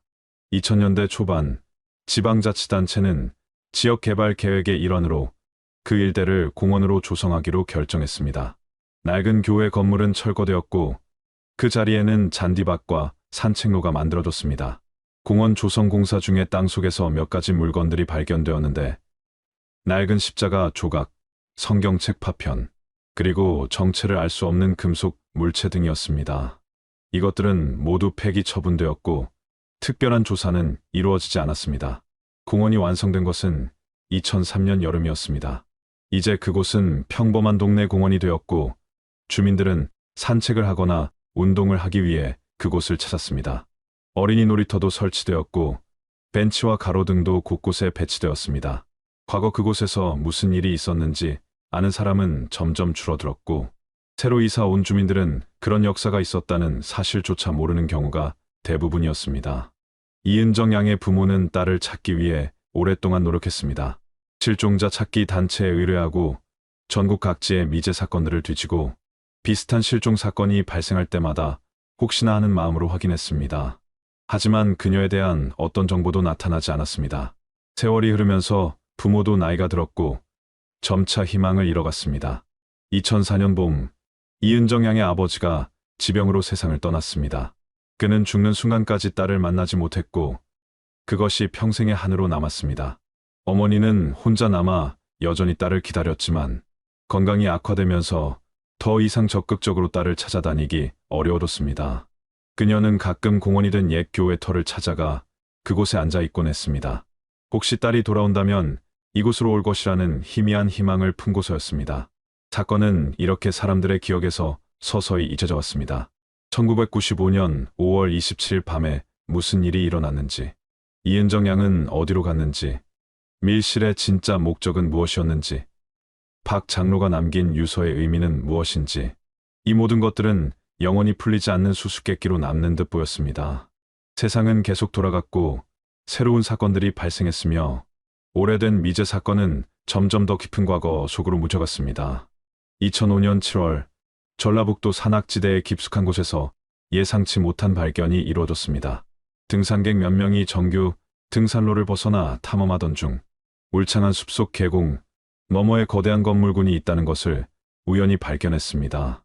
건물들은 외부에서 거의 보이지 않도록 나무들 사이에 교묘하게 배치되어 있었고 회색과 갈색으로 칠해져 주변 환경과 자연스럽게 어우러져 있었습니다. 처음에 등산객들은 그것이 폐허가 된 수련원이나 요양소 같은 것이라고 생각했지만 가까이 다가가 보니 건물들은 매우 깨끗하게 관리되고 있었고 사람이 살고 있는 흔적이 역력했습니다.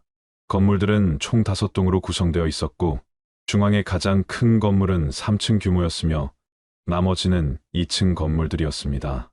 모든 건물의 외벽에는 창문이 거의 없었고 있다 하더라도 매우 작고 높은 위치에 설치되어 있어서 내부를 들여다보는 것이 불가능했습니다. 건물군을 둘러싸고 있는 높은 담장도 있었는데 담장 위에는 철 조망이 쳐져 있었고 곳곳에 감시 카메라로 보이는 장치들이 설치되어 있었습니다. 등산객들이 정문으로 보이는 곳에 다가가자 2명의 남성이 나타나 무엇을 하러 왔냐고 물었습니다. 그들은 흰색 제복 같은 옷을 입고 있었고 표정이 매우 경계하는 듯 보였습니다. 등산객들이 길을 잃고 우연히 이곳에 오게 되었다고 설명하자 남성들은 여기는 사유지이며 외부인의 출입이 금지되어 있으니 즉시 떠나라고 요구했습니다. 등산객들은 이곳이 무슨 시설이냐고 물었지만 명확한 답변을 듣지 못한 채 쫓겨나듯 그곳을 벗어나야 했습니다. 산을 내려온 등산객들은 이 이상한 경험을 경찰에 신고했습니다. 깊은 산 속에 그렇게 큰 시설이 있다는 것 자체가 의심스러웠고 외부인을 극도로 경계하는 태도도 석연치 않았기 때문입니다. 신고를 접수한 경찰은 처음에는 단순히 종교 수련원이나 명상센터 정도로 생각했지만 해당 지역의 건축 허가 기록을 확인한 결과 그곳에 그런 대규모 시설에 대한 허가가 나 있지 않다는 사실을 발견했습니다. 경찰은 몇 명의 인원을 파견해 현장을 확인하기로 했습니다. 7월 말 경찰관 4명이 등산객들이 알려준 위치를 찾아갔고 실제로 그곳에 대규모 건물군이 존재한다는 것을 확인했습니다. 경찰이 정문에 도착하자 이번에도 제복을 입은 남성들이 나타났고 경찰은 신분을 밝히며 이 시설의 용도와 운영 주체에 대해 질문했습니다. 남성들은 이곳이 종교단체의 수련시설이며 합법적으로 운영되고 있다고 답했습니다. 경찰이 시설 내부를 확인하겠다고 하자 남성들은 강하게 반발했습니다. 영장 없이는 들어올 수 없으며 종교의 자유를 침해하는 행위라고 주장했습니다. 실제로 경찰은 수색 영장을 준비해 오지 않은 상태였고 명확한 범죄 혐의가 없는 상황에서 강제로 진입할 수는 없었습니다. 경찰은 일단 물러났지만 이 시설에 대한 정밀 조사가 필요하다고 판단하고 상부에 보고했습니다. 며칠 후 경찰은 건축법 위반 혐의로 행정조사를 실시하기로 결정했습니다. 해당 지역은 개발 제한 구역으로 지정되어 있었고 대규모 건축물을 짓기 위해서는 특별한 허가가 필요했는데 이 시설은 그런 허가를 받지 않은 것으로 확인되었기 때문입니다. 8월 초 경찰과 지자체 공무원들이 합동으로 시설을 방문했고 이번에는 행정조사라는 명목으로 내부 진입을 시도했습니다. 시설 관계자들은 여전히 저항했지만 건축법 위반에 대한 조사는 영장 없이도 가능하다는 법적 근거를 제시하자 마지못해 출입을 허용했습니다. 조사팀이 건물 내부로 들어가자 놀라운 광경이 펼쳐졌습니다. 중앙 건물의 1층은 거대한 홀로 되어 있었고 홀 정면에는 거대한 십자가가 걸려 있었습니다. 하지만 그것은 일반적인 십자가가 아니라 중앙에 사람 형상의 조각이 새겨져 있고 그 주위를 빛을 상징하는 듯한 금색 장식들이 둘러싸고 있는 독특한 형태였습니다. 홀 안에는 약 60명 정도의 여성들이 앉아 있었습니다. 그들은 모두 하얀 옷을 입고 있었고 머리카락은 어깨까지 내려오도록 단정하게 정돈되어 있었으며 화장기라고는 전혀 없는 맨 얼굴이었습니다. 조사팀이 들어오자 모든 여성들이 일제히 고개를 숙였고 아무도 눈을 들어 조사팀을 쳐다보지 않았습니다.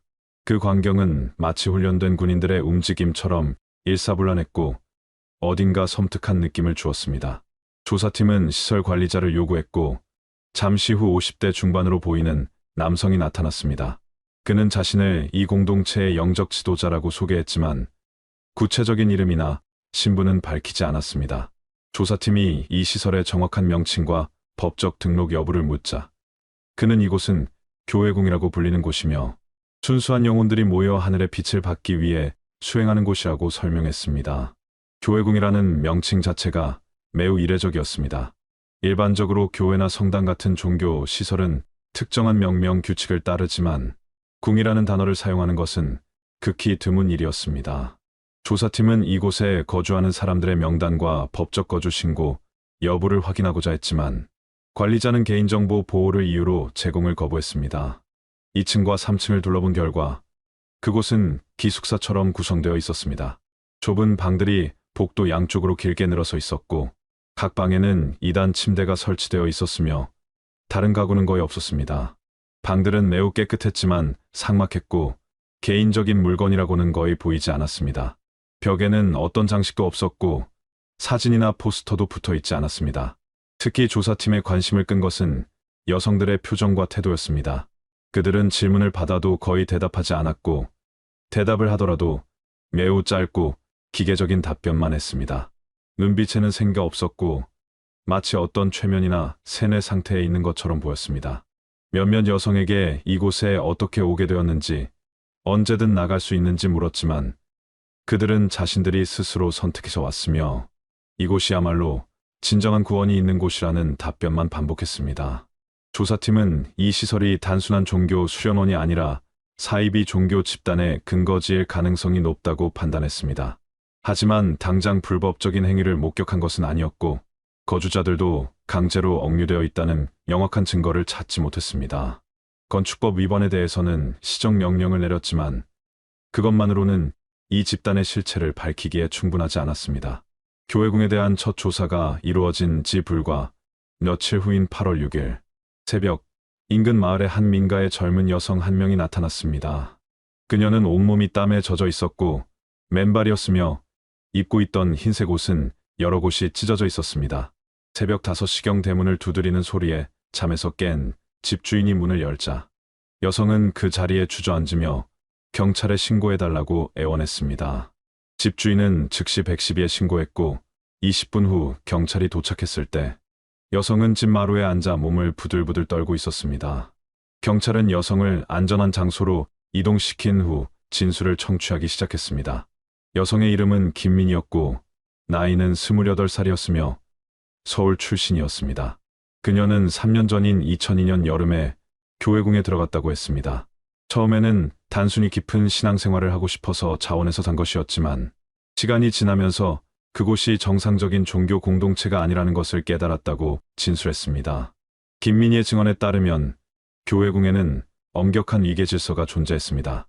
최상층에는 교주라고 불리는 한 명의 남성이 있었고 그 아래에는 사도라고 불리는 5명의 남성 간부들이 있었으며 그 아래에는 집사라고 불리는 10명 정도의 여성 보조자들이 있었습니다.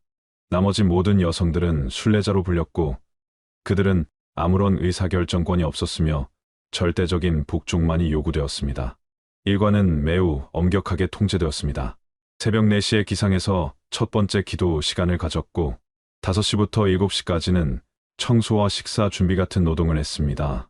아침 식사 후에는 경전 공부라는 이름으로 교주가 직접 쓴 문서들을 암송하고 해석하는 시간이 이어졌습니다. 점심 식사 후에는 다시 노동 시간이 있었고 저녁에는 집단 기도 시간이 몇 시간씩 계속되었습니다. 밤 10시가 되어야 취침할 수 있었지만 때로는 자정을 넘어서까지 기도가 계속되기도 했습니다. 외부와의 접촉은 완전히 차단되어 있었습니다. 휴대전화는 입소와 동시에 모두 압수되었고 편지를 쓰는 것도 금지되었으며 가족에게 연락하고 싶으면 집사를 통해 허가를 받아야 했지만 실제로 허가가 나는 경우는 거의 없었습니다. 텔레비전이나 라디오 같은 매체도 전혀 없었고 신문이나 잡지도 들여올 수 없었습니다. 외부 세계에서 무슨 일이 벌어지는지 전혀 알 수 없는 완전한 고립 상태였습니다. 가장 충격적인 것은 김민희가 밝힌 성적 학대에 관한 증언이었습니다. 그녀는 울먹이며 말했습니다. 교주는 자신이 하늘의 빛을 전달하는 유일한 통로라고 주장하면서 선택된 여성들과 육체적 결합을 통해 영적 정화가 이루어진다고 가르쳤다는 것입니다. 매달 몇 명씩 여성들이 선택되었고 그들은 특별한 의식에 참여해야 했습니다. 거부하는 것은 상상할 수도 없었고 만약 거부하면 집단으로부터 격리되어 식사도 제대로 주어지지 않았으며 때로는 폭력적인 징계가 가해지기도 했습니다. 김민희 자신도 입소한 지 6개월 만에 처음으로 선택되었고 그 이후로도 여러 차례 그런 의식에 참여해야 했다고 진술했습니다. 의식은 밤에 이루어졌고 중앙 건물 3층의 특별한 방에서 진행되었습니다. 방 안에는 붉은 조명만 있었고 벽면에는 이상한 그림들이 그려져 있었으며 교주는 의식 중에 계속해서 기도문 같은 것을 암송했다고 합니다. 의식이 끝나면 여성들은 다른 사람들에게 그 일에 대해 절대 말하지 말라는 경고를 받았습니다. 더욱 끔찍한 것은 여신이라고 불리는 특별한 여성의 존재였습니다.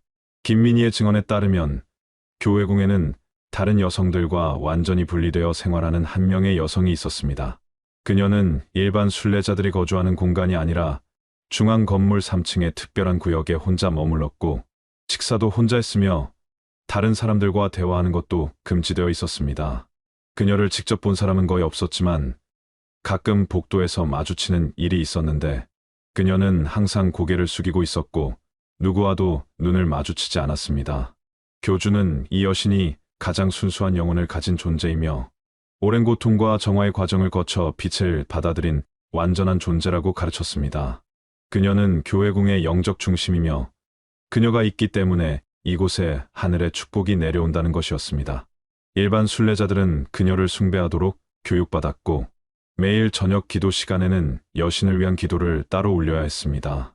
김민희는 몇 번인가 복도에서 여신을 우연히 본 적이 있었는데 그녀의 얼굴이 유난히 창백했고 눈빛이 공허했다고 기억했습니다. 그리고 어느 날 밤 잠을 자다가 이상한 소리에 깨어났을 때 복도 끝에서 2명의 사도가 여신을 어딘가로 데려가는 모습을 목격했습니다. 여신은 저항하지 않고 순순히 따라갔지만 그 모습이 마치 자신의 의지가 없는 인형 같았다고 합니다. 다음 날 아침 다른 순례자들 사이에서 여신이 밤마다 교주에게 끌려간다는 소문이 돌았지만 아무도 감히 그것에 대해 공개적으로 이야기하지 못했습니다. 김민희가 탈출을 결심한 것은 한 달 전쯤이었습니다. 어느 날 저녁 새로 들어온 젊은 여성이 의식을 거부하며 울부짖는 소리를 들었고 그 여성이 여러 명에게 끌려가는 모습을 보았습니다. 그날 밤 내내 어딘가에서 비명소리가 들렸고 다음 날 그 여성은 완전히 다른 사람처럼 변해 있었습니다. 말도 하지 않았고 눈빛도 사라져 있었으며 마치 영혼이 빠져나간 것 같았습니다. 그 광경을 보고 김민희는 자신도 결국 저렇게 될 것이라는 공포를 느꼈습니다. 탈출 계획은 신중하게 세워뒀습니다. 시설 주변의 경비는 삼엄했지만 새벽 시간에는 상대적으로 느슨했습니다. 김민희는 몇 주 동안 새벽 기도 시간 후 화장실에 간다는 핑계로 건물 구조와 경비 패턴을 파악했습니다. 담장 뒤편에 나무가 우거진 곳이 있었고 그곳은 감시 카메라의 사각지대였습니다. 8월 5일 새벽 기도가 끝나고 모두가 잠시 휴식을 취하는 시간에 김민희는 조용히 건물을 빠져나왔습니다. 담장을 넘는 것은 쉽지 않았습니다. 높이가 3m는 되었고 위에는 철조망이 있었습니다. 하지만 그녀는 근처에 쌓여있던 나무 상자들을 이용해 담장에 올라갔고 옷이 찢어지고 손과 발에 상처를 입으면서도 철조망을 넘어 반대편으로 뛰어내렸습니다. 착지하면서 발목을 삐끗했지만 그녀는 뒤도 돌아보지 않고 산속으로 달렸습니다. 뒤에서 누군가 소리치는 소리가 들렸지만 그녀는 멈추지 않았습니다. 산길을 헤매며 밤새 걸었습니다. 길을 잃었고 방향도 알 수 없었지만 그저 교회궁에서 멀어지기만 하면 된다는 생각뿐이었습니다.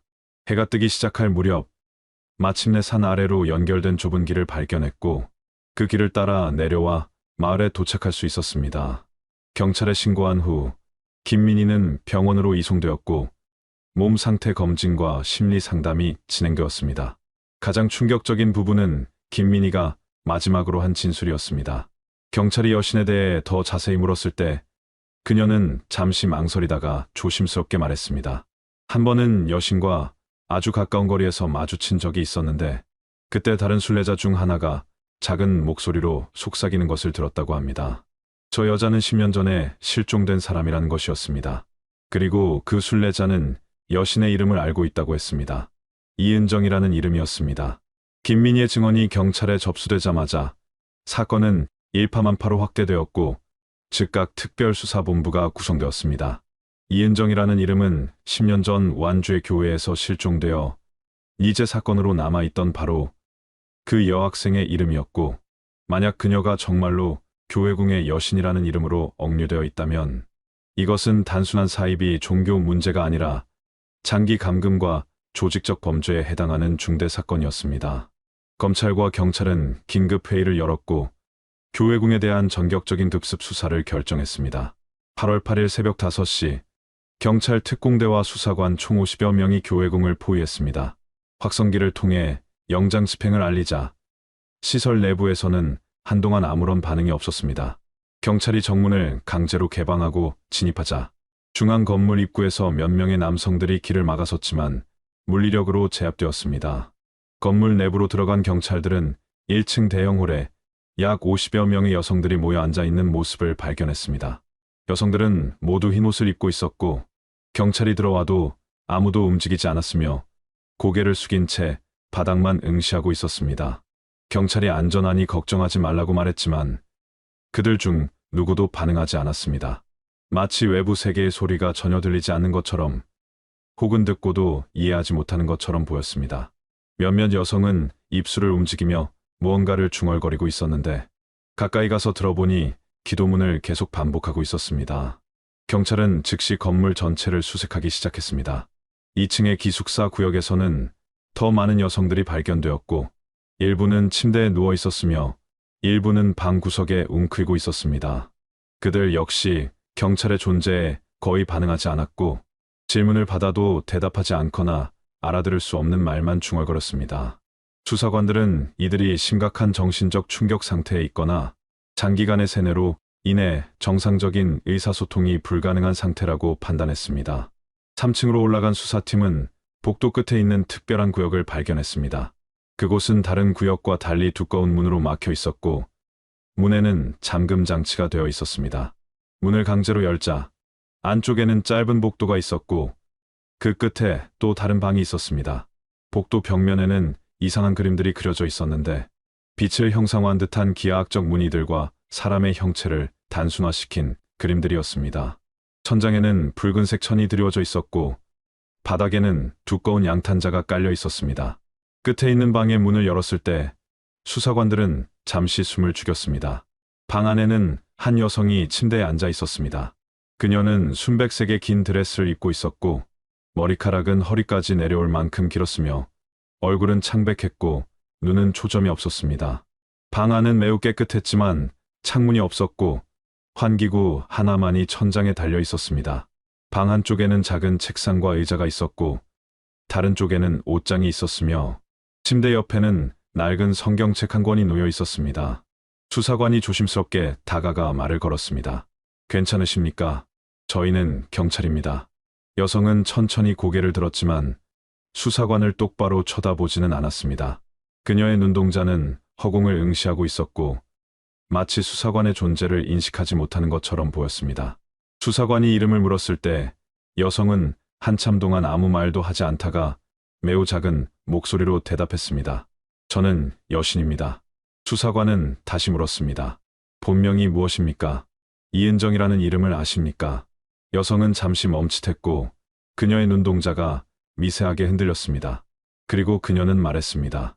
그것은 오래전 이름입니다. 지금은 필요 없는 이름입니다. 수사관이 10년 전 완주의 교회에서 무슨 일이 있었는지 기억하는지 묻자 여성은 고개를 저었습니다.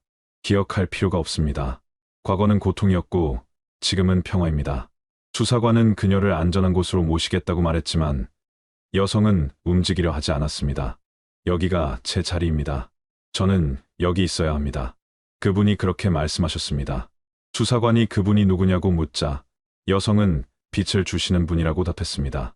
수사관들은 그녀를 설득하려 했지만 그녀는 계속해서 이곳을 떠나서는 안 된다고, 자신에게는 아직 해야 할 기도가 남아있다고 반복했습니다. 결국 경찰은 그녀를 강제로 방 밖으로 데리고 나와야 했습니다. 복도로 나오자 그녀는 갑자기 저항하기 시작했고 방으로 돌아가야 한다며 소리쳤습니다. 제 자리로 돌려보내주세요. 제가 없으면 빛이 꺼집니다. 모두가 어둠에 빠집니다. 그녀의 목소리는 절박했지만 동시에 어딘가 기계적이고 감정이 없는 것처럼 들렸습니다.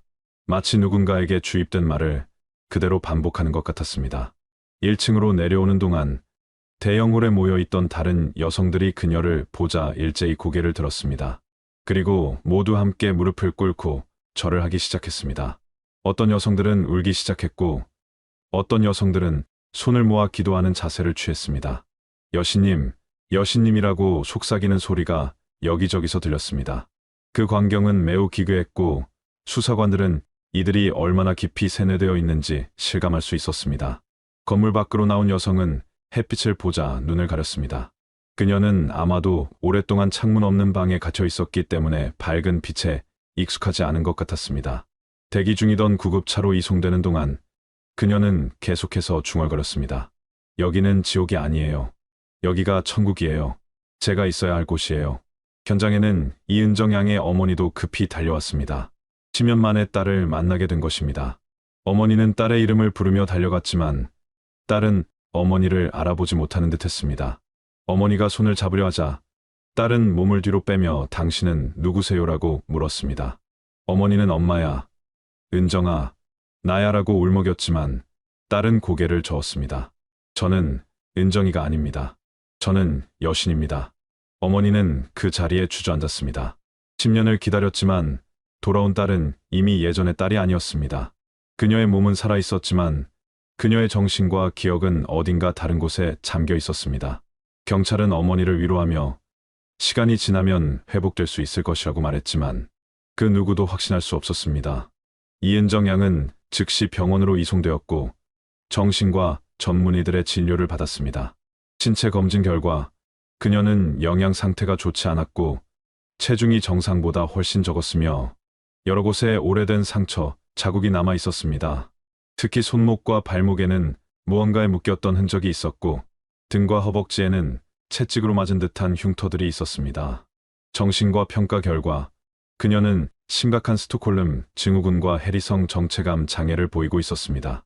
10년 동안의 감금과 반복적인 학대, 그리고 체계적인 세뇌로 인해 그녀의 정체성은 완전히 파괴되었고 새로운 정체성이 그 자리를 대신하고 있었습니다. 의사들은 회복이 가능하겠지만 매우 오랜 시간과 집중적인 치료가 필요할 것이라고 진단했습니다. 교회궁에서 발견된 다른 여성들도 모두 병원으로 이송되었고 신원 확인 작업이 시작되었습니다. 놀랍게도 그들 중 일부는 몇 년 전 실종 신고가 되어 있던 사람들이었습니다.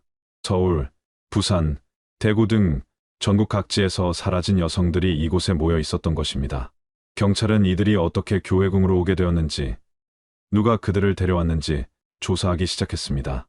교회궁 급습 당일, 경찰은 시설 내부를 전면 수색하면서 교주를 포함한 핵심 인물들을 체포하는 데 주력했습니다. 교주로 추정되는 인물은 중앙건물 3층의 또 다른 특별실에서 발견되었습니다. 그는 체포 당시 침착한 모습을 유지했고 경찰에게 저항하지도 않았으며 오히려 미소를 지으며 마치 이 모든 상황을 예상하고 있었다는 듯한 태도를 보였습니다. 그의 이름은 장석현이었고 나이는 54세였으며 신분증에 기재된 주소는 서울 강남의 한 아파트였지만 실제로는 수년간 이곳 교회궁에서 생활해온 것으로 확인되었습니다. 장석현에 대한 신원 조회 결과 그는 1990년대 초반까지 서울에서 작은 무역회사를 운영하던 평범한 사업가였습니다. 하지만 1993년 사업에 실패하고 파산한 이후 행적이 묘연해졌고 1995년경부터 완주 지역에 나타나 종교 활동을 시작한 것으로 파악되었습니다. 흥미로운 점은 그가 1995년 당시 완주의 그 교회에서 평신도로 활동했다는 증언이 나온 것입니다. 당시 박종수 장로와 매우 가까운 관계였으며 교회 내부의 특별한 의식들을 함께 주관했다는 것이었습니다. 경찰은 장석현을 조사하면서 그의 방에서 엄청난 양의 문서를 압수했습니다. 수백 페이지에 달하는 손으로 쓴 원고들이었는데 그것은 그가 직접 집필한 일종의 교리서였습니다.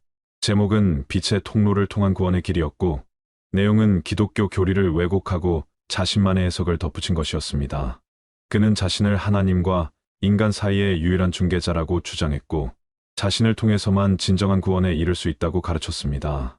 특히 문서 중에는 정화의식에 관한 상세한 설명이 있었습니다.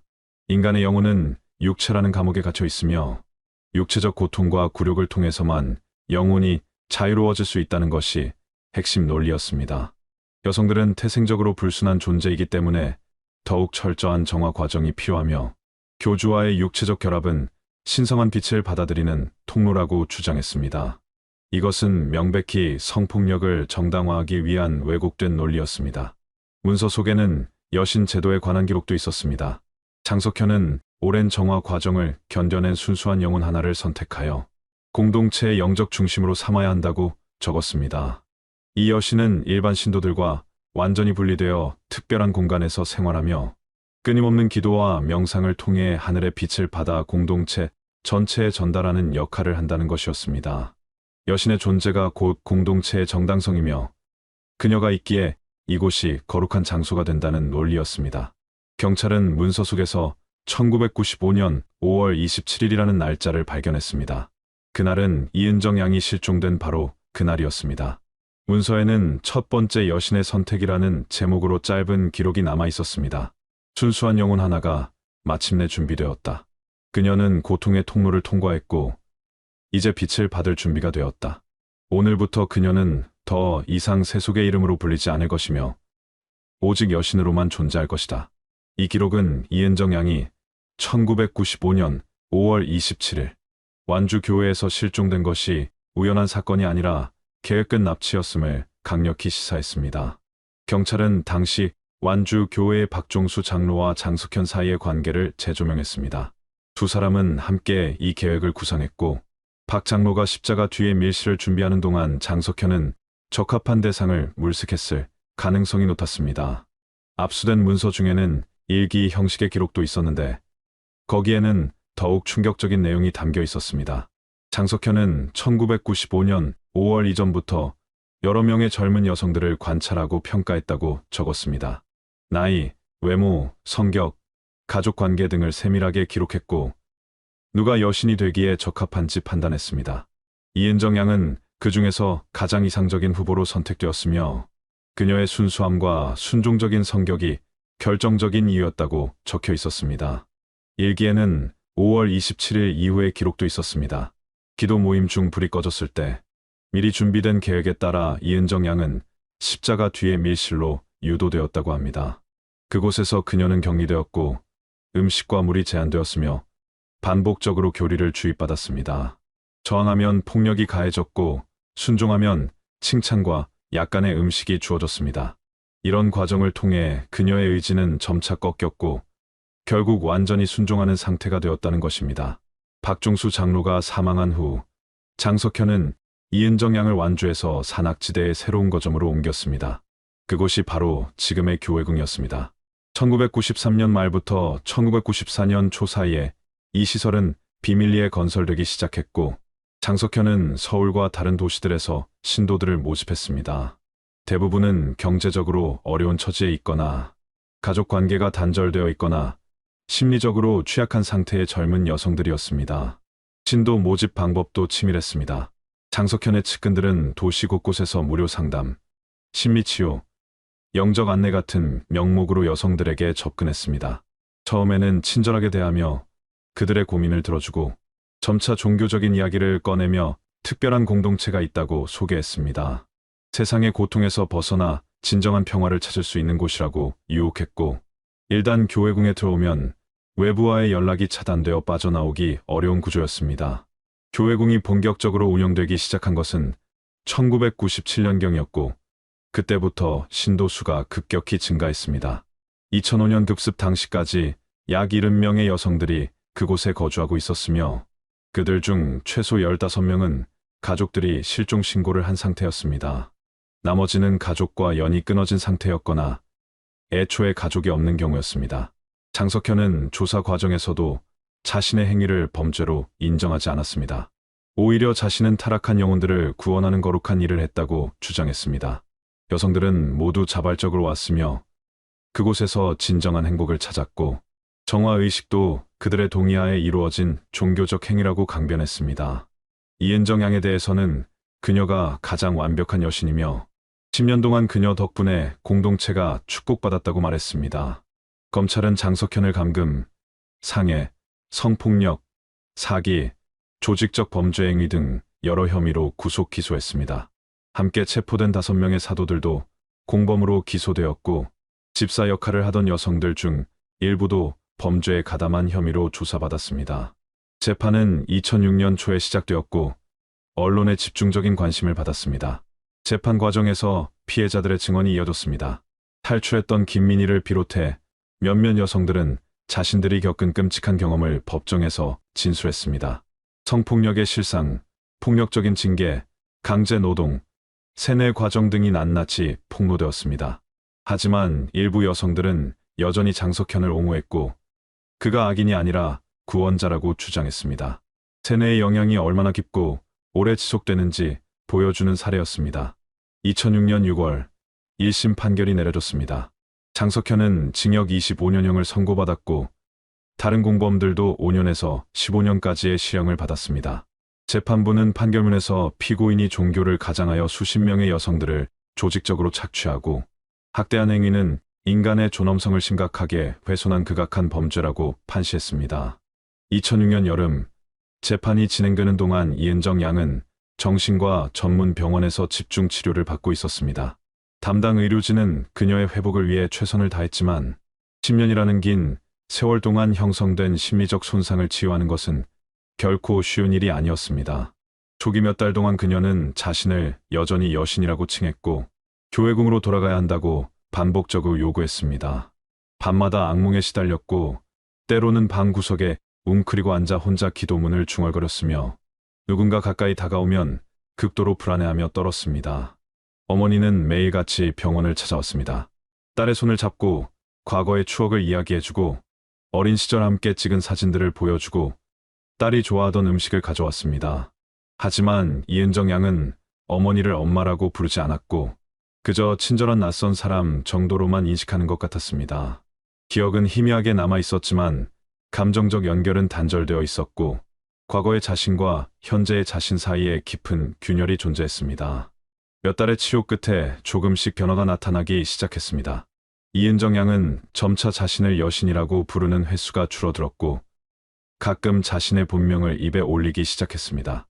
의사들과의 상담 시간도 늘어났고 과거에 대해 조금씩 이야기하기 시작했습니다. 하지만 그녀가 이야기하는 과거는 매우 파편적이었고 사건들의 순서가 뒤섞여 있었으며 어떤 기억은 지나치게 선명한 반면 어떤 기억은 완전히 사라져 있었습니다. 그녀는 1995년 5월 27일 밤에 대해서도 조금씩 기억을 되살렸습니다. 기도가 시작되고 불이 꺼졌을 때 누군가 그녀의 손을 잡고 조용히 따라오라고 속삭였다는 것, 십자가 뒤로 가서 작은 문이 열렸고 그 안으로 들어갔다는 것, 어둡고 좁은 방에 혼자 남겨졌다는 것까지는 기억했습니다. 하지만 그 이후의 기억은 매우 혼란스러웠습니다. 그 밤 밀실에 있던 시간은 길지 않았을 것임에도 그녀에게는 끝없이 긴 시간처럼 느껴졌다고 합니다. 어둠 속에서 누군가의 목소리가 계속 들렸고 그 목소리는 그녀가 특별히 선택받았다고 곧 새로운 세계로 인도될 것이라고 반복해서 말했습니다. 공포와 혼란 속에서 시간 감각을 완전히 잃었고 몇 시간이 지났는지 며칠이 지났는지 알 수 없었다고 합니다.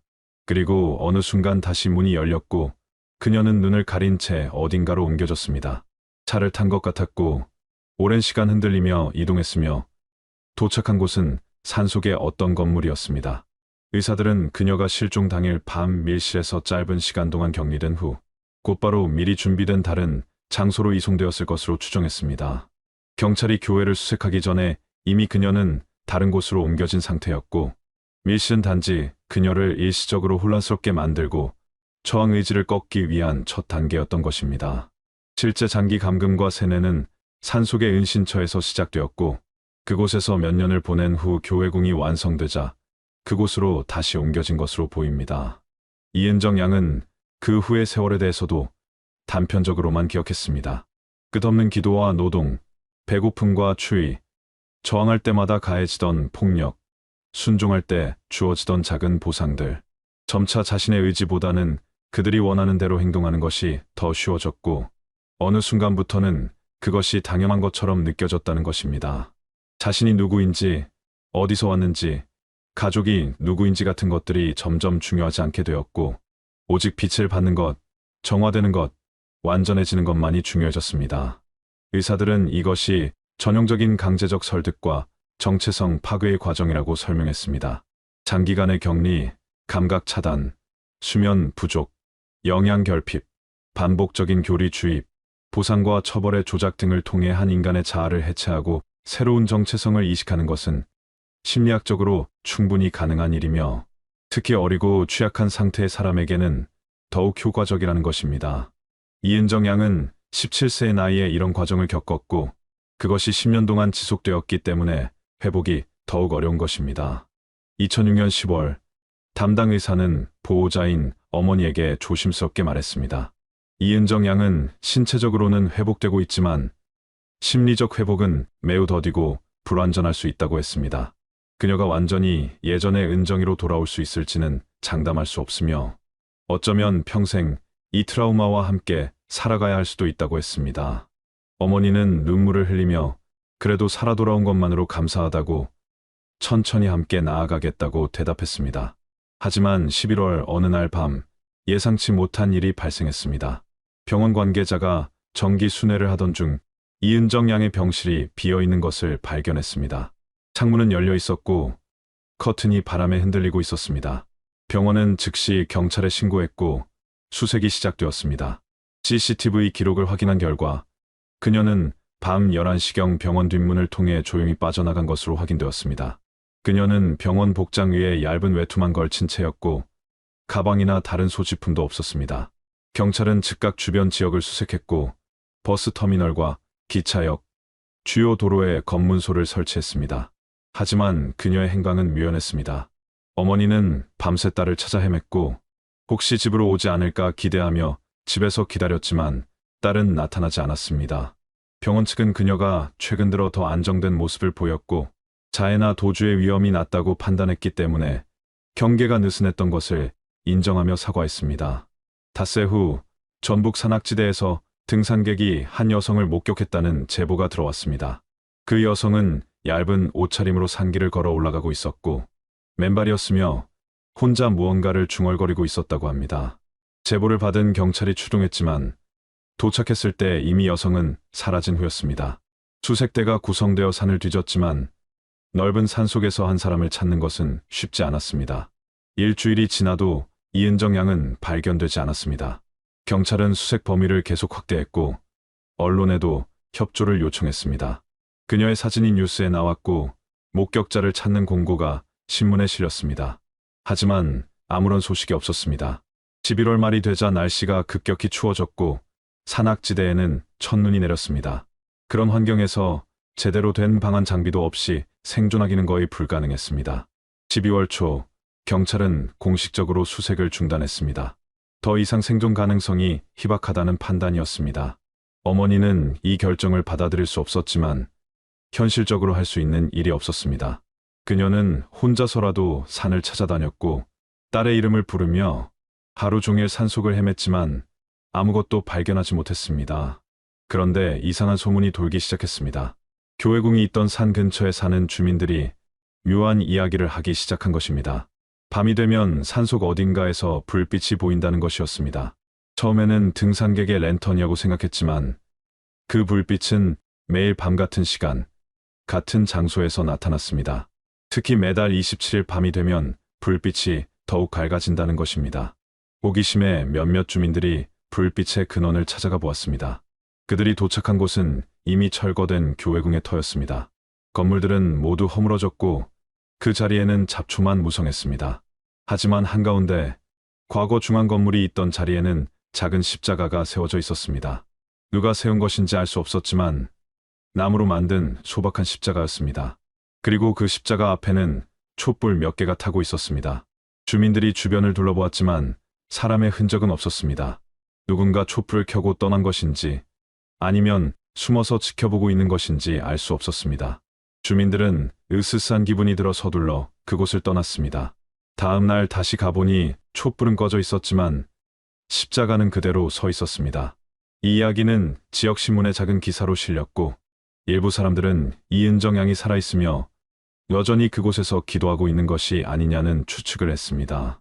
어떤 이들은 그녀의 영혼이 떠나지 못하고 그곳에 머물러 있다는 괴담을 퍼뜨리기도 했습니다.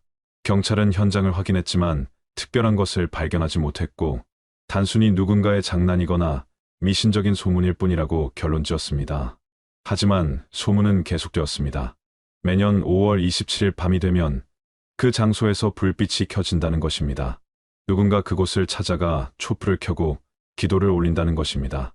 일부 호기심 많은 사람들이 그날 밤을 기다렸다가 현장을 목격하려 했지만 이상하게도 아무도 불빛을 켜는 사람을 직접 본 적은 없었습니다. 그저 어느새 촛불이 켜져 있고 얼마 후 다시 가보면 꺼져 있을 뿐이었습니다. 2007년, 2008년, 2009년 해가 바뀌어도 소문은 사라지지 않았습니다. 매년 5월 27일이 되면 지역 주민들은 그 이야기를 다시 꺼냈고 일부는 실제로 불빛을 보았다고 주장했습니다. 어떤 주민은 불빛 근처에서 여자의 기도 소리를 들었다고도 했습니다. 하지만 누구도 그 여자가 누구인지 정말 사람인지 확인하지 못했습니다. 이은정 양의 어머니는 딸이 살아있다는 희망을 완전히 버리지 못했습니다. 그녀는 매년 5월 27일이면 그 산을 찾아갔습니다. 옛 교회 공터에 서서 딸의 이름을 불렀고 제발 돌아오라고 애원했습니다. 하지만 딸은 나타나지 않았습니다. 세월이 흐르면서 어머니도 점점 지쳐갔고 건강도 나빠졌습니다. 2010년대에 들어서면서 사건은 점차 잊혀져 갔습니다. 교회궁 사건을 기억하는 사람들도 줄어들었고 새로운 세대에게는 그저 오래전 일어난 사이비 종교 사건 중 하나일 뿐이었습니다. 옛 교회 궁터는 완전히 자연으로 돌아갔고 십자가도 어느새 사라졌습니다. 등산객들이 가끔 그곳을 지나가지만 대부분은 그곳에서 무슨 일이 있었는지 모릅니다. 하지만 지금도 가끔, 아주 가끔 5월 27일 밤이 되면 그 산 어딘가에서 작은 불빛이 보인다는 제보가 들어옵니다. 누군가 촛불을 켜고 기도하는 모습이 목격된다는 이야기가 전해집니다. 경찰은 더 이상 조사하지 않습니다. 이제 사건은 미제로 남았고 이은정 양은 여전히 실종 상태입니다. 어떤 이들은 그녀가 이미 세상을 떠났고 그 불빛은 그녀를 기리는 누군가의 추모라고 말합니다. 어떤 이들은 그녀가 아직 살아있지만 세상으로 돌아올 수 없는 상태이며 혼자 산속에서 자신만의 신앙을 이어가고 있다고 믿습니다. 어떤 이들은 그것이 모두 미신이고 우연의 일치일 뿐이라고 일축합니다. 진실이 무엇인지는 아무도 모릅니다. 확실한 것은 1995년 5월 27일 밤에 시작된 이야기가 아직 끝나지 않았다는 것입니다. 그날 밤 사라진 17세 소녀는 여전히 어딘가에 있습니다. 살아있든 죽었든 그녀의 영혼은 여전히 그 산 어딘가를 떠돌고 있습니다. 그리고 십자가가 있던 그 자리에서 매년 같은 날 밤 작은 불빛 하나가 조용히 켜집니다. 마치 아직 해야 할 기도가 남아있다는 듯이, 마치 누군가를 기다리고 있다는 듯이 그 불빛은 어둠 속에서 홀로 빛을 발합니다. 끝까지 시청해 주셔서 감사합니다. 구독과 좋아요는 영상 제작에 큰 힘이 됩니다.